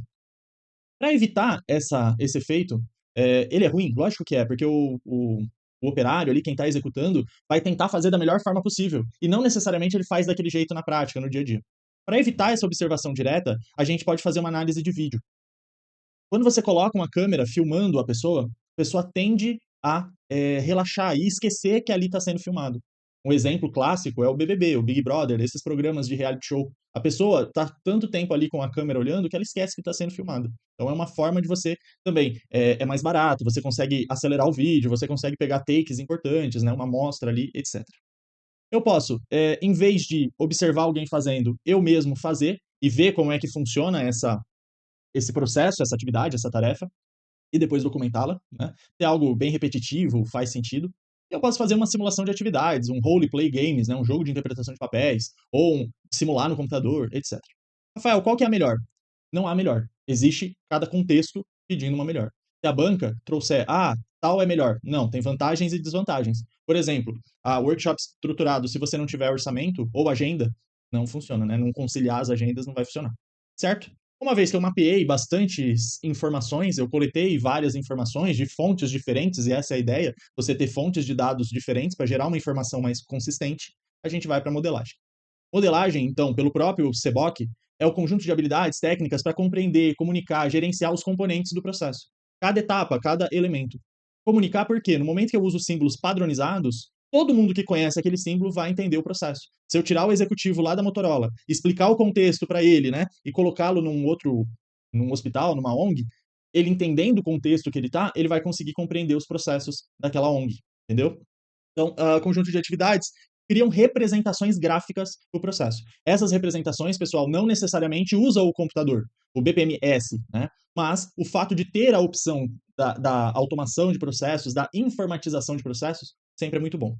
Só um parêntese, tá? A gente vive num momento que a inovação do serviço público está bem em voga. A excelência dos serviços públicos, o design de serviços, buscando ferramentas do design, né, de empatia, de funcionalidade para serviços. E tem tudo a ver com processos. Uma frase que me chama bastante atenção é: ao informatizar processos, a gente não está informatizando burocracias, aquele excesso de burocracia. Na verdade, quando a gente joga para automação de processos, para informatização de processos, processos eletrônicos, por exemplo, antes de mais nada, a gente tenta ao máximo desburocratizar esses processos. Não é pegar algo que estava no papel e simplesmente jogar, escanear para o computador. Pegou essa ideia? Não é isso. Então, primeiro, eu mapeio, coleto informações, entendendo o meu contexto, eu modelo em símbolos para analisar. No momento que eu analiso, eu vejo possibilidades de melhoria, que a gente vai discutir há pouco, faço um novo design, um novo desenho para o futuro e faço a implementação disso, fazendo toda uma gestão da mudança.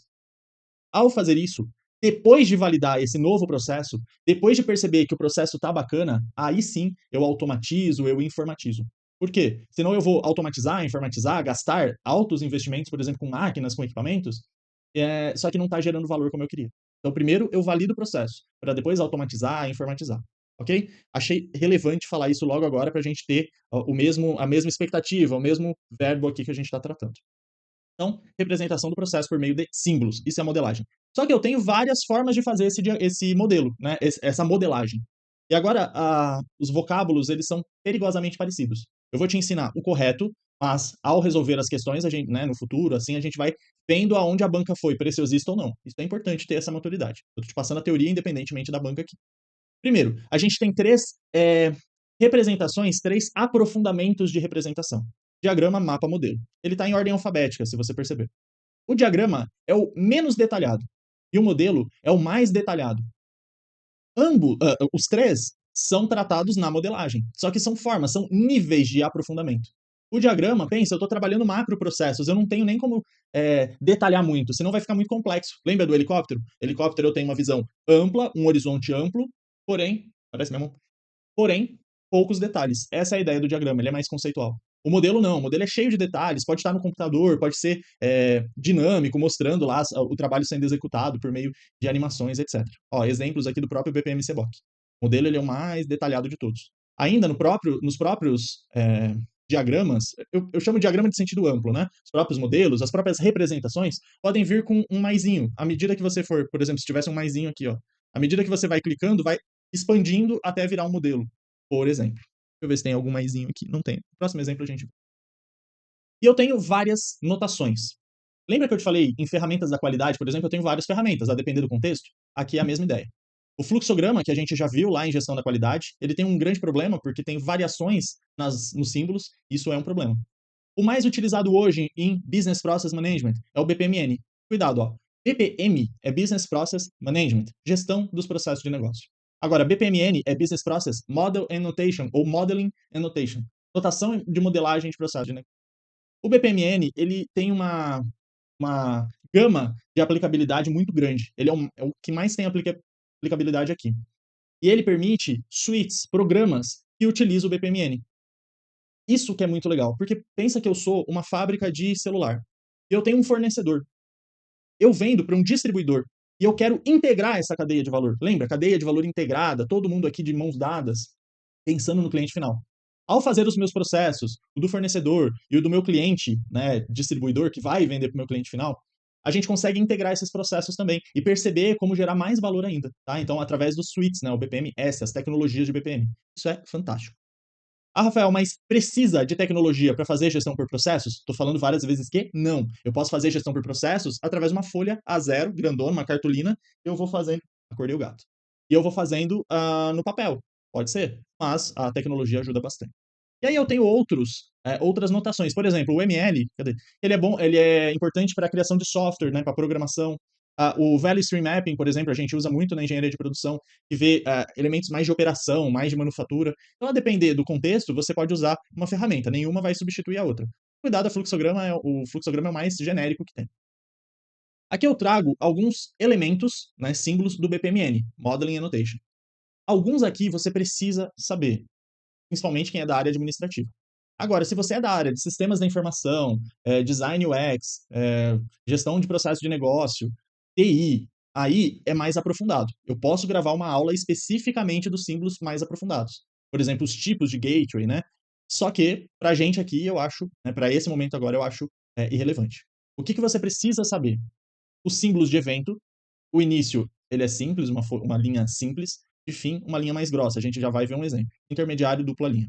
As atividades, tarefas, subprocessos, operações, é esse retângulo arredondado. Se tiver o maisinho, é sinal que ele vai ampliar. Você pode clicar nele que ele vai ampliar, por exemplo, uma atividade contendo várias tarefas, ou um subprocesso contendo várias atividades. O gateway, pessoal, o decisor, entenda que vai haver uma divergência, uma bifurcação, ou uma confluência, uma conjunção de fluxos. Por exemplo, se sim ou se não, e o fluxo se separa, ou não importa de onde vem, o fluxo vai juntar. A gente vai ver um exemplo daqui a pouquinho. Decisão, quando eu tenho decisões diferentes e vai caminhos diferentes. O fluxo de sequência, a nossa flecha simples, a seta com um tracinho, mensagem, associação, quando eu quero fazer agrupamentos diferentes ou fazer anotações. Ó, os agrupamentos, por exemplo, aqui tudo é um processo que eu quero chamar atenção, quero pintar de uma cor diferente, eu posso fazer os agrupamentos. Anotações, mensagens, banco de dados, parece uma caixinha d'água, né? Um HDzinho, um banco de dados. E o mais, na minha visão, o mais importante para você entender o BPM, a piscina e as raias. Eu vou dar um exemplo prático para a gente explicar cada um desses aqui. Vamos lá. Não é esse que eu quero, é esse. Ó, tá vendo que eu tenho uma folha grandona aqui? Essa folha grandona é a minha piscina. Como se fosse uma piscina olímpica. Todo o meu processo começa e termina aqui. Todo o meu processo. Poderia ser uma folha, pode ser uma área de trabalho.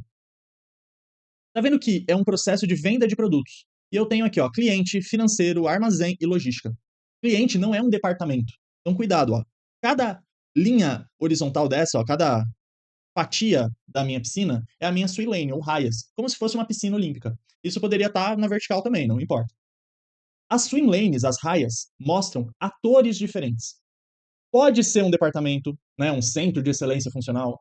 Pode ser um cliente externo, por exemplo, aqui, ó, não faz parte da minha organização. Pode ser fornecedores, pode ser organizações diversas. Só que mostra o quê? Que o processo aqui, por exemplo, começa com o cliente. Olha aqui, ó, o evento de início com uma linha simplesinha. E um processo de compra aqui, né, de venda de produtos, no caso o cliente está comprando, ó, quando encerra, fica pintadinho como se fosse uma luz apagada. É um evento de fim. Vamos passar passo a passo aqui para a gente entender esse processo? O cliente começa um processo de compra de produtos. Então entra aqui para comprar produtos. Tá vendo que tem um maisinho? Se eu clicar, vai expandir para outras tarefas ali nessa atividade de comprar. Aí, ó, eu tenho um gateway. Ele vem para cá, no momento que eu comprei, vem gerar cobrança, que a bola da vez, quem está com o bastão, é o departamento financeiro. Tá vendo que eu tenho uma engrenagemzinha? Só a guisa de exemplo aqui. Isso daqui é sinal que é um processo automatizado. E aí, eu espero um tempo, ó, é um evento que eu espero um tempo, e é intermediário, por isso que é duas linhas, ó, dupla. E aí vai para o mesmo departamento financeiro analisar e aprovar pagamento. E isso é feito por uma pessoa, ó. Acompanha comigo na bolinha aqui. Beleza. Após analisar o pagamento, eu tenho três possibilidades. Ou deu errado e deu muito errado, eu notifico, ó, tá aqui a mensagem, eu notifico o cancelamento do pedido e termino o processo. Bom, ou ele volta para o cliente para alterar dados de pagamento. E é o próprio cliente, é uma pessoinha. Ok, alterou o dado de pagamento, volta para cá, ó, e gera a cobrança de novo, vai fazer a análise de novo. Fez um looping aqui. Se não notificou cancelamento e não alterou o pagamento, e eu sei disso, né, que primeiro tem essa ordem por causa dessa barrinha aqui, ó, acompanha comigo no slide, no, no laser. Aí sim, se não foi para lá nem para cá, aí sim vem para separar produtos. Uma pessoa separa produtos e essa pessoa é do armazém. Outra pessoa confere e embala produto e joga lá para o departamento de logística, que automaticamente vai gerar uma nota fiscal, vai passar para o próprio departamento de logística entregar o produto, é uma pessoa que vai entregar nas mãos do cliente, ó, e vai terminar o processo. Lembra que eu te falei que gestão por processo é você entender que o próximo da flechinha é o cliente interno e o anterior da flechinha é o fornecedor interno. Então, quando você consegue ver essa ideia de cliente-fornecedor, mapear todos os fluxos de atividades, você não acha que o financeiro é mais importante que o armazém, ou que a logística é mais importante que o financeiro. Todo mundo aqui está de mãos dadas e vendo a participação para agradar o cliente. Espero que você tenha entendido essa parte. Bom, uma vez que eu passo de uma raia para outra, eu tenho o nosso chamado handoff. Handoff, então, é a troca de bastão, é um momento de descontinuidade. Por mais que eu mapeie os processos e diminua as barreiras entre departamentos, cada vez que eu tenho uma passagem de uma raia para outra, eu tenho um ponto de atenção. Ele não é errado, mas o excesso de handoffs é um problema. Ele é inevitável, mas eu tenho que organizá-lo para tentar diminuir ao máximo. Nesse caso aqui tá bacana, mas tem processos que fica vai e volta, fica um zigue-zague. Aí tem problema. De falta de comunicação, de achar culpados quando der problema, etc. Certo? Espero que você tenha entendido aqui a rotina do BPMN. Piscina, ou pool, swim lane, ou raia, e os handoffs. Outro ponto importante é de gargalos, descontinuidades, coisas que a gente vai analisar agora na análise. Então lembra, eu entendi o contexto, mapeei, coletei informações, modelei usando notações, né, por exemplo, BPMN, e agora eu vou analisar como está agora. A análise, pessoal, ela pode ter motivadores internos, por exemplo, um próprio empreendedor, intraempreendedor percebeu uma possibilidade de melhoria. Pode ser externo, por exemplo, estamos perdendo vendas. Opa, é um motivador externo, né? Pode surgir em qualquer nível, estratégico, tático, operacional. Eu preciso priorizar a análise nos processos mais importantes, por isso que é legal você fazer o drill down, entender o contexto, né? Porque eu tenho recursos escassos. E nessas horas eu posso procurar as quick wins, ou seja, vitórias rápidas. Pode até não ser tão relevantes, tão impactantes, mas já vai dar um senso de vitória para o time, vai engajar o time. Senão as vitórias demoram muito para aparecer, a gente fica derrotado, fica desmotivado. No momento da análise, quando eu vou fazer um projeto de melhoria de processos, lembra que eu sempre tenho que definir escopo e profundidade. Por quê, Rafael? Porque você não tem um problema de projetos, no geral, que é o scope creep. O escopo vai se arrastando. Cada hora eu quero uma coisa diferente. Sabe aquela reforma de uma casa que nunca acaba, porque cada hora você quer uma coisa diferente?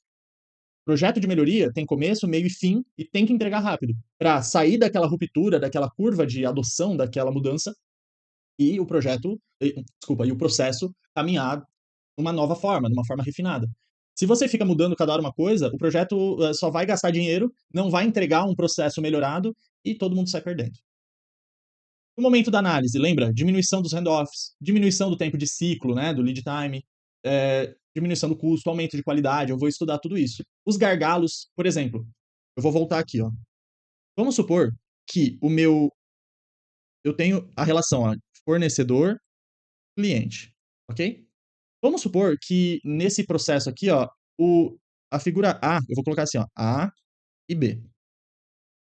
O A, ele faz 10, separa 10 peças por hora.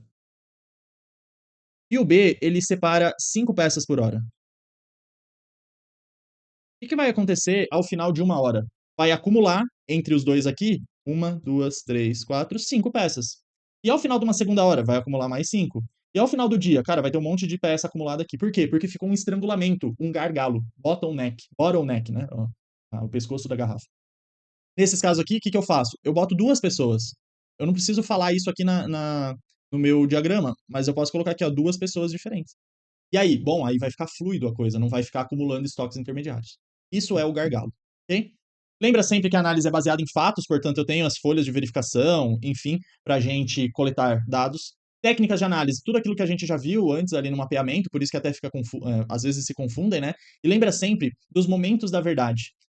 Os momentos da verdade, moment of truth, é o momento que o cliente interage com a organização. Pode ser antes, durante e após o consumo ou a compra. Pode ser síncrono ou assíncrono. Por exemplo, se eu estou lendo um e-mail, é assíncrono.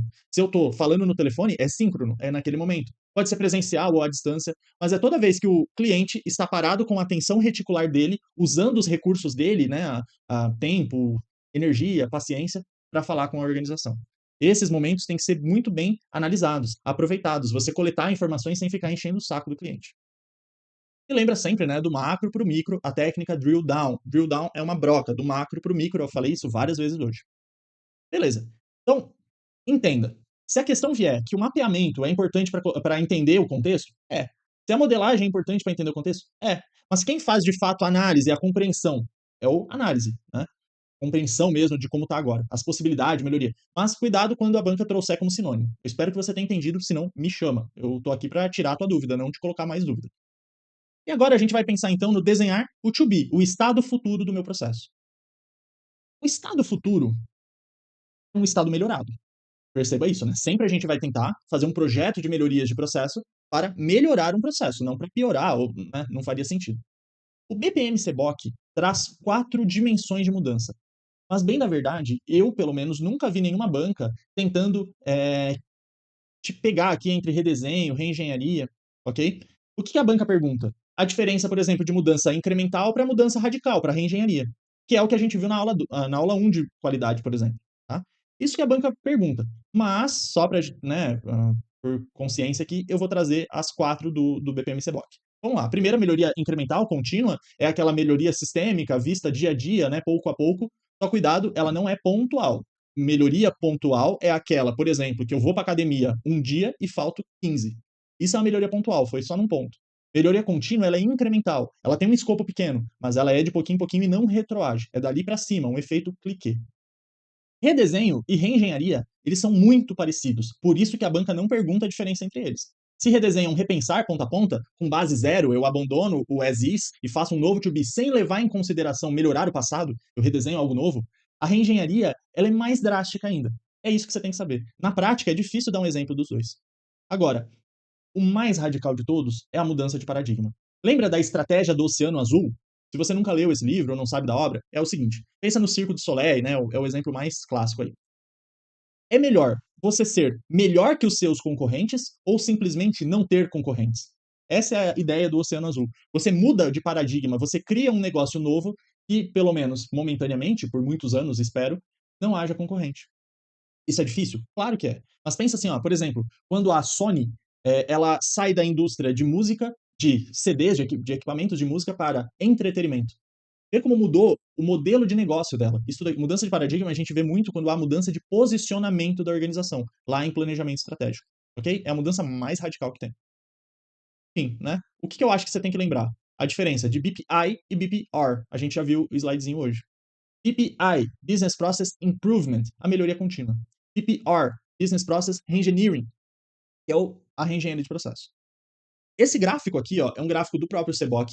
Ele parece ser bem complexo. Não é que ele é confuso, mas ele é simples. A gente vai em cada eixo aqui para entender. Nessa diagonal para baixo, eu tenho o improvement. Na diagonal para cima, eu tenho a reengenharia. Eu vou falar contínuo, né, incremental e reengenharia, para ficar em a mesma sigla. Ó, nesse eixo aqui, ó, funcional corporativo. O que o gráfico está querendo dizer? O incremental, a mudança incremental, está mais na visão intrafuncional, na visão da visão do trabalho, da visão física. Lembra lá no início da aula? Está mais ligado a tarefas, atividades. Aqui é a região fronteiriça. Ao passo que a reengenharia está mais ligado a todo o processo, a toda uma área, a toda a organização. Agora, aqui em cima, ó, objetivos da transformação. A incremental busca melhorar custos, benefícios, mitigar riscos, mas é um objetivo modesto, pequenininho, só um escopo pequeno. Já a reengenharia é significativo, e até o risco é bem alto aqui. Né? As mudanças de processo incremental, lógico, né, o BPI ele é mais incremental. Na reengenharia é aquela análise fundamental, vai lá na raiz do problema, resolve, elimina, né, redesenha. E o último aqui, esse eixo horizontal, o envolvimento da gerência. No incremental, gente, basta um tapinha no ombro do CEO, do gerente, enfim, do superior, para quem está conduzindo um projeto de melhoria de processo incremental.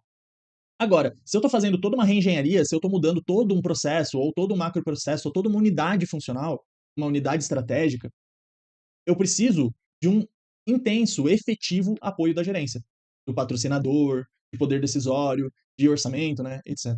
Então, é isso que esse gráfico está dizendo. Ele é bastante rico aqui para a gente, para você entender a diferença de mudança contínua, incremental, e a reengenharia, o repensar ponta a ponta. Ok? De novo, eu estou trazendo aquele redesenho, reengenharia e mudança de paradigma, tudo como sinônimo. Fechou? Bom, a gente então, estou repetindo para fixar. A gente entendeu o contexto, coletou informações, mapeou, modelou com símbolos para entender o contexto atual. Quando chacoalha aqui, eu já sei que ela está bloqueando. Depois, eu vou analisar o contexto atual, fazer um desenho futuro, né? Mas antes disso, por que eu vou fazer um desenho futuro se o processo está bom? Outra pergunta, como é que eu sei que o processo está bom? Está bom é ótimo. Através de indicadores. O primeiro clássico indicador que a gente tem é o gráfico do Shurart. Carta de controle, diagrama de controle, enfim, tem vários nomes. Lembra, ó, ao longo do tempo, eu vou coletando dados e vai mostrando o meu processo, como é que tá. Ah, Rafael, parece aqueles batimentos cardíacos lá, aquele monitor. É a mesma ideia. Se acelerar muito, ele avisa. Se diminuir muito, ele avisa, né? Enfim. Beleza. A gente estudou bem esse gráfico lá na gestão da qualidade. Não tem nada de muito complexo nele, né? Outro ponto importante são os indicadores de desempenho. Pode vir na tua prova, e normalmente eu trabalho esse assunto lá na função de controle, né? Como no geral. Mas a gente vai dar uma pincelada aqui. Se você quer aprofundar o tema, quando eu gravar a aula de função administrativa controle, né, do processo administrativo de controlar, aí sim a gente vai dar mais ênfase aqui. Primeiro, pode vir como KPIs, Key Performance Indicators, ou indicadores-chave de desempenho. Pode vir como PPI, Process Performance Indicators, indicadores de performance de processo. Ou só indicadores de desempenho. Lembra que os indicadores, eu preciso ter bastante sabedoria para fazer os indicadores. Não é quanto mais melhor. Afinal, gerar indicadores de desempenho, ter uma medida, coletar dados, divulgar esses dados, custa dinheiro. Então, se eu não estou usando aquilo lá para nada, não faz sentido eu ter. Ainda, os indicadores eles podem ser direcionadores, ou seja, drivers, né, em inglês, ou seja, eu vejo antes do processo ocorrer, uma análise ex ante, e ele pode ser um indicador de resultado, ou seja, depois que o processo ocorreu, ok? Ah, Rafael, não tem indicador em itinério, ou seja, ao longo? Cara, se para você medir, a coisa já ocorreu ou não ocorreu, né? Então é driver ou outcome. Beleza. Quais são melhores aqui? Os dois são bons. Tem que ter um equilíbrio entre os indicadores. Mas lembra, o indicador de esforço, eu consigo arrumar antes de dar problema. O indicador de resultado, o problema já aconteceu, caso haja. Então, tem essa ideia. E aí eu tenho algumas características que caem bastante para indicadores de desempenho. Primeiro, representatividade. Não é o quanto mais melhor. Eu só vou ter indicadores que de fato sejam pertinentes, sejam importantes para a geração de valor. Segundo, simplicidade. O indicador ele tem que ser simples. A gente só tem basicamente os melhores indicadores, ou é algo dividido por algo, por exemplo, uma taxa, ou é algo menos algo, um delta, uma variação. Essas duas fórmulas são as mais simples possíveis. E é isso que eu quero. Por exemplo, quilômetros por hora, ou lucro, que é, por exemplo, né, preço menos custo, né, ideia simples. Então, simplicidade.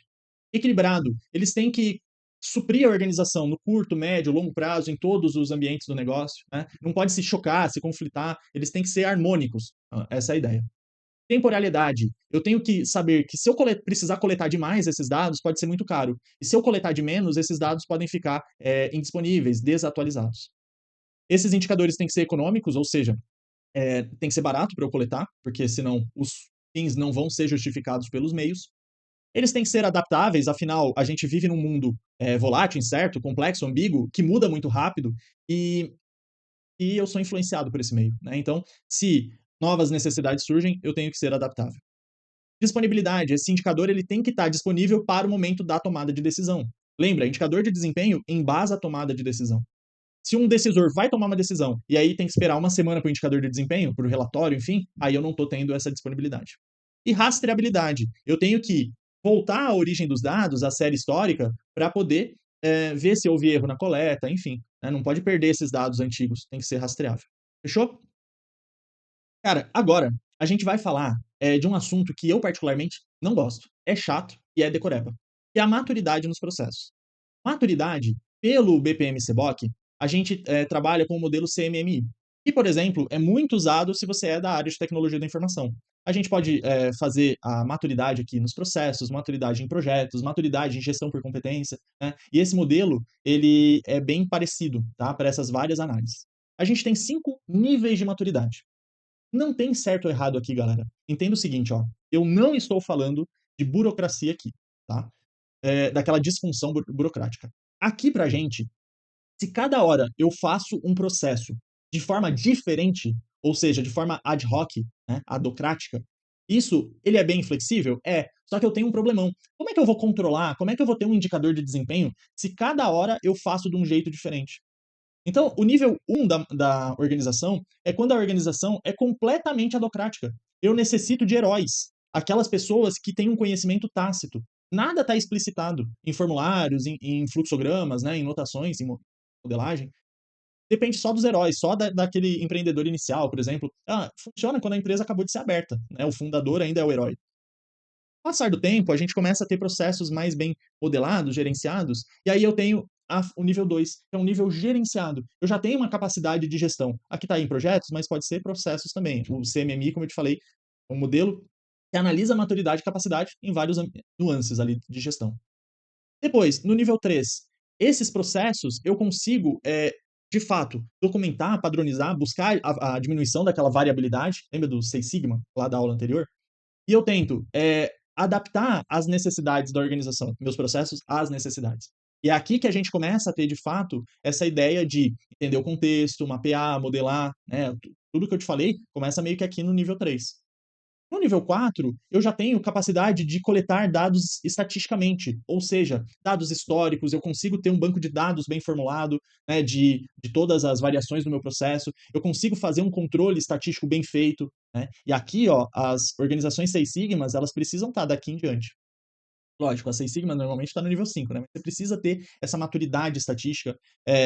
Quando eu te falei dos Seis Sigmas, eu te falei que tem os belts, né? Os faixas, faixa amarela, verde, preta, os campeões, né? São aquelas pessoas que sabem conduzir estatisticamente processos, projetos. E o nível 5 são os processos otimizados ou em otimização, que são aqueles que já estão em refinamento, lá na fase final do meu ciclo de gerenciamento de processo. Por que eu não gosto aqui? Eu não gosto porque algumas fases são muito parecidas, alguns níveis de maturidade, né? Mas o que você tem que lembrar? Nível 1 é completamente adocrático. O nível 5, eu já tenho toda a maturidade possível e estou buscando aquela melhoria a mais, aquele refinamento. O nível 4, eu consigo ter uma predição estatística. Isso é muito forte. Eu não estou dizendo pegar a série histórica de 3, 4 semanas. Eu estou dizendo pegar um volume de dados absurdo.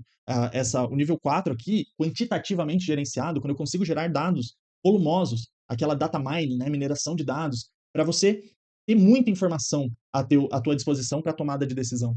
Isso, bom, Rafael, mas você tá falando tanto de coisas assim que eu acho que é um pouco burocrático demais. Você tá engessando as coisas. Ai, tem que fazer dessa forma, daquela.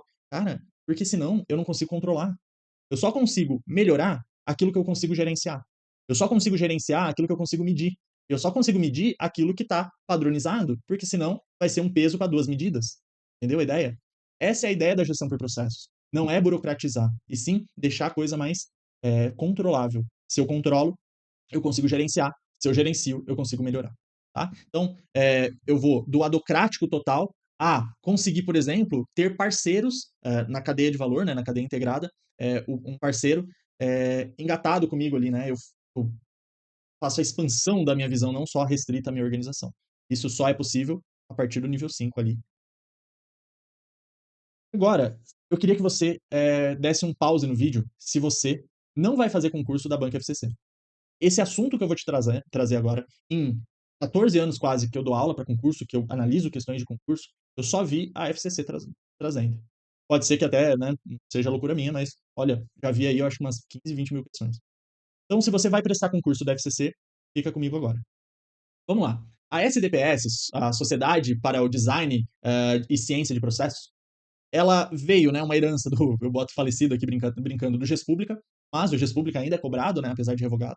E ele traz, da mesma forma que o BPM-CBOC trouxe 6 processos, etapas, né, do gerenciamento de processos, 9 áreas de conhecimento, 5 níveis de maturidade do CMMI, o SDPS também traz. Só que ele traz 4 etapas do ciclo de gerenciamento de processos, 5 níveis de maturidade, outros 5. Só que eles são mais parecidinhos aqui. O que eu costumo falar para os alunos? Decora. Eu trago aqui, ó, opa, Vou direto aqui para a gente não perder tempo. Eu trago aqui a minha... Oi, meu Deus. A minha figurinha. Holden, Siemens e interoperados. Holden, Siemens é uma marca alemã, né, se você nunca ouviu. Interoperado. Grava esse mnemônico. Por quê?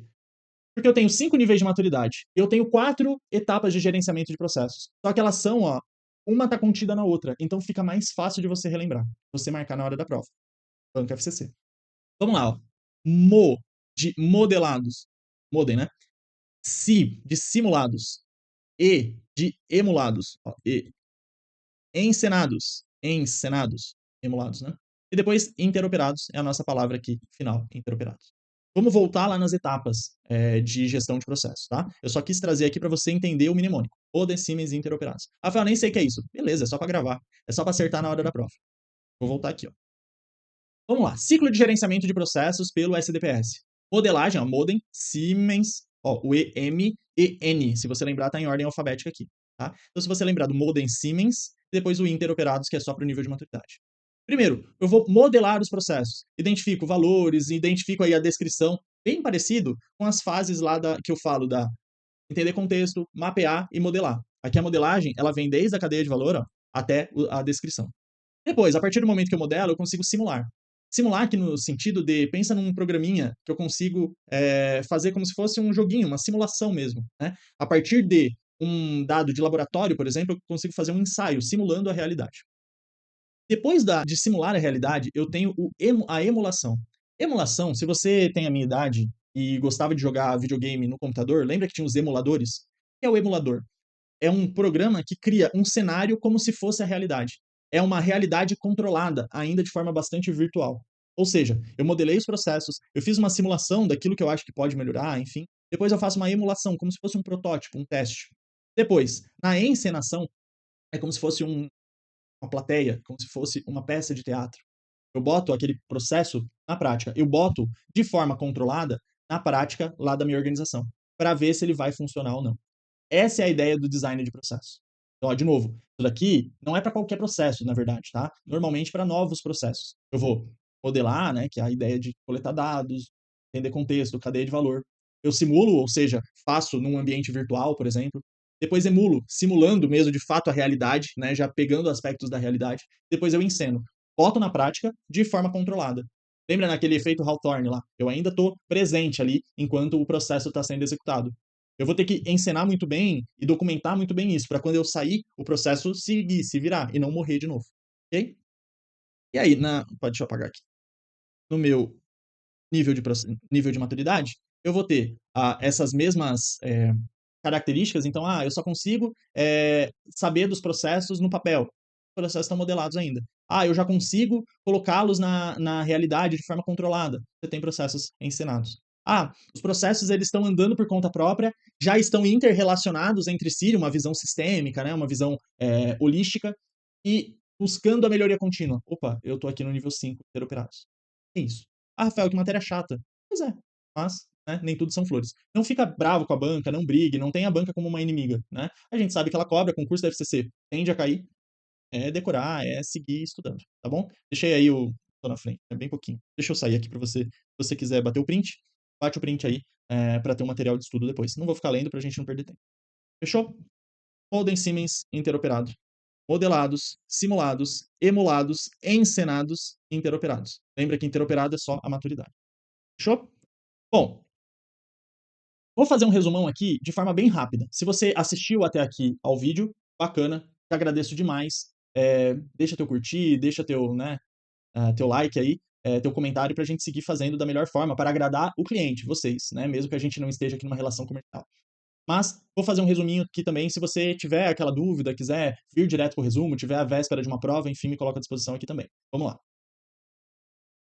Processo tem entradas, uma sequência de atividades operada por humanos ou máquinas e saídas conhecidas. Esse processo está restrito, deve respeitar regras de negócios, políticas, diretrizes, capacidades, limitações.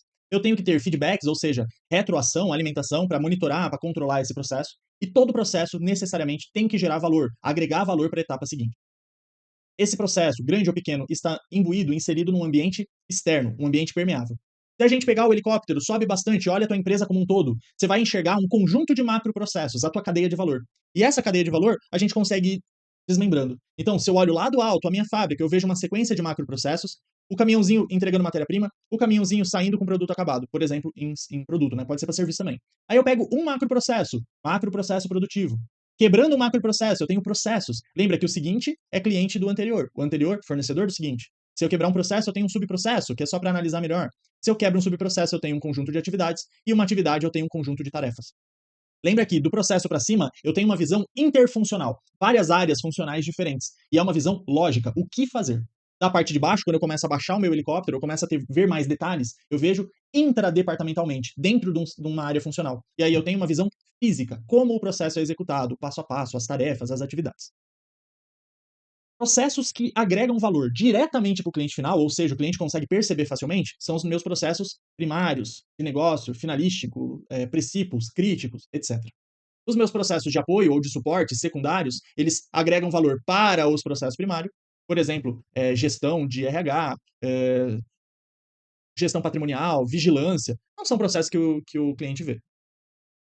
E ainda eu tenho meus processos de gestão, gerenciais, de governança, que vai dar a administração da coisa, daquela entidade, daquela organização. Planejar, organizar, dirigir, controlar, monitorar. Ainda, eu tenho a minha gestão tradicional, muito mais voltada para os departamentos, barreiras entre os departamentos, e aí eu não tenho uma visão ponta a ponta. Isso tende a gerar mais níveis hierárquicos e algo mais centralizado. Do outro lado, quando eu consigo entender que a minha organização nada mais é que aquele conjunto de macroprocessos, e um é fornecedor e cliente do outro, essa inter-relação, eu consigo diminuir as barreiras entre os departamentos. Eu não preciso ter tantos departamentos. Fica mais coeso, eles ficam coesos, transparentes, e há uma tendência de achatamento, de uma visão mais horizontal, ponta a ponta, holística, sinérgica. Fechou? Lembra que antes de eu sair melhorando um processo, fazendo a gestão dos processos, eu preciso entender o contexto. O macroambiente, depois o meu ambiente de tarefa, meus concorrentes, meus clientes, fornecedores. O macroambiente, lembra? Político, econômico, social, tecnológico, ambiental e legal. Para depois eu entender a estratégia da minha organização e aí sim eu ter esse contexto para analisar melhor os meus processos. Senão eu não vou conseguir gerenciar os processos. Lembra, se eu tiro um executivo lá da Siemens e coloco num hospital público, são contextos diferentes, por mais que os processos possam ser parecidos alguns. Feito isso, eu vou mapear, eu vou sair coletando informação, por vídeo, por documentos, por entrevistas, etc. Essas informações vão me dar conhecimento suficiente para modelar, ou seja, através de símbolos, descrever os processos. Esses símbolos vão me permitir analisar, entender como esses processos estão agora, as is, análise. Depois, atual, né? Depois eu vou conseguir, vendo as oportunidades de melhoria, propor novos desenhos. Então, desenho to be, futuro. As is atual, to be, futuro. Desenho futuro. Ok, tem um desenho do atual, desculpa, tenho um modelo do atual e tenho um modelo do futuro. Como que eu vou fazer essa mudança? Bom, eu vou transformar. Então, transformar é passar do atual para o futuro. Só que transformar é só a execução em si, só botar a mão na massa. Antes disso, eu tenho que fazer uma gestão da mudança para dirimir conflitos, inseguranças, trabalhar aquela curva de ruptura, diminuir o degrau de ruptura e a duração da ruptura. Lembra que quando a gente muda, as pessoas podem se sentir inseguras, pode até perder performance. Isso é a ruptura. Então eu tenho que trabalhar bem essa mudança para delegar para as pessoas, né, capacitar essas pessoas, dar segurança para essas pessoas para o processo ir dali para cima. A nossa organização escada, efeito cliquê, dali para melhor. Se eu não faço essa mudança bem feita, essa transformação bem feita, a gestão da mudança bem feita, o processo vai voltar ao estado atual, anterior, né, piorado. Lembra que essa transformação, basicamente, eu tenho duas partes, duas dimensões. Pode ser incremental, eu tenho o improvement, né, o BPI, é uma mudança contínua, ou eu tenho o BPR, radical, reengenharia, uma mudança drástica. Mas as duas são mudanças, para melhor. Para saber se os processos de fato estão melhorando ou não, para saber se eu preciso melhorar ou não, lembra sempre que eu tenho que monitorar esses processos. Para isso, eu posso ter cartas de controle, eu posso ter indicadores de desempenho. Lembra que indicador de desempenho eu tenho uma série de características importantes, volta ali na aula para ver. O BPMCBOK traz um ciclo de 6 etapas do gerenciamento. Lembra que antes disso eu tenho que entender o contexto. Depois, eu vou fazer o planejamento, definir o escopo, quais processos eu vou analisar, qual a profundidade da minha análise, quais as restrições. Vou coletar dados, definir metas, o que eu vou melhorar, como que eu vou fazer isso, e sempre do mais abrangente para o mais específico. Para depois eu analisar, modelar para o agora, para depois eu poder modelar o estado futuro, para depois eu fazer essa transformação, essa implementação desses novos processos desenhados aqui na etapa de desenho. Vou coletar dados, coletar informações, indicadores para saber se essa implementação gerou benefício, melhorou os processos, para na etapa de refinamento eu recongelar a mudança, documentar, sistematizar, fazer as pessoas internalizar essa nova forma de fazer. Se você percebeu, e eu espero que nessa altura do campeonato você esteja percebendo isso, tudo essas 6 etapas podem ser resumidas no ciclo PDCA. E o próprio BPM CBOC traz que eu posso usar o PDCA, afinal, o CBOC não é prescritivo. Eu poderia usar o DMAIC, por exemplo, que é o ciclo de melhoria contínua lá do Seis Sigma. Tranquilo. Fechou. Cara, a gente viu uma aula bem extensa. Percebi aqui que faltou algumas coisas? Sempre falta. Por exemplo, faltou eu falar de blueprinting, de design de serviço, de mapeamento da cadeia de valor técnicas. Não falei tanto dos símbolos de notação do BPMN, para quem é da área de TI e tal. Isso a gente pode gravar em vídeos futuros. Do CIPOC, por exemplo, né, que é uma técnica também de mapeamento de processo. Então, assim, lógico, os assuntos são ilimitados quase, mas senão o vídeo aqui vai passar de 5 horas. A ideia é eu ter trazido aquilo que mais cai em concurso, fechou? Se você não me segue, se você não curtiu o vídeo, dá essa força aí, né? Se você não gostou, me manda o feedback também aí, me coloca à disposição no Instagram para tirar dúvida, conversar, mandar áudio, enfim, né? Me coloca à disposição mesmo, fechou? Tenta mover o mundo aí, mas começa por si mesmo, né? Baita frase do Platão. Próximo vídeo, a gente vai falar de gestão de projeto. Até lá, um abraço. Tchau.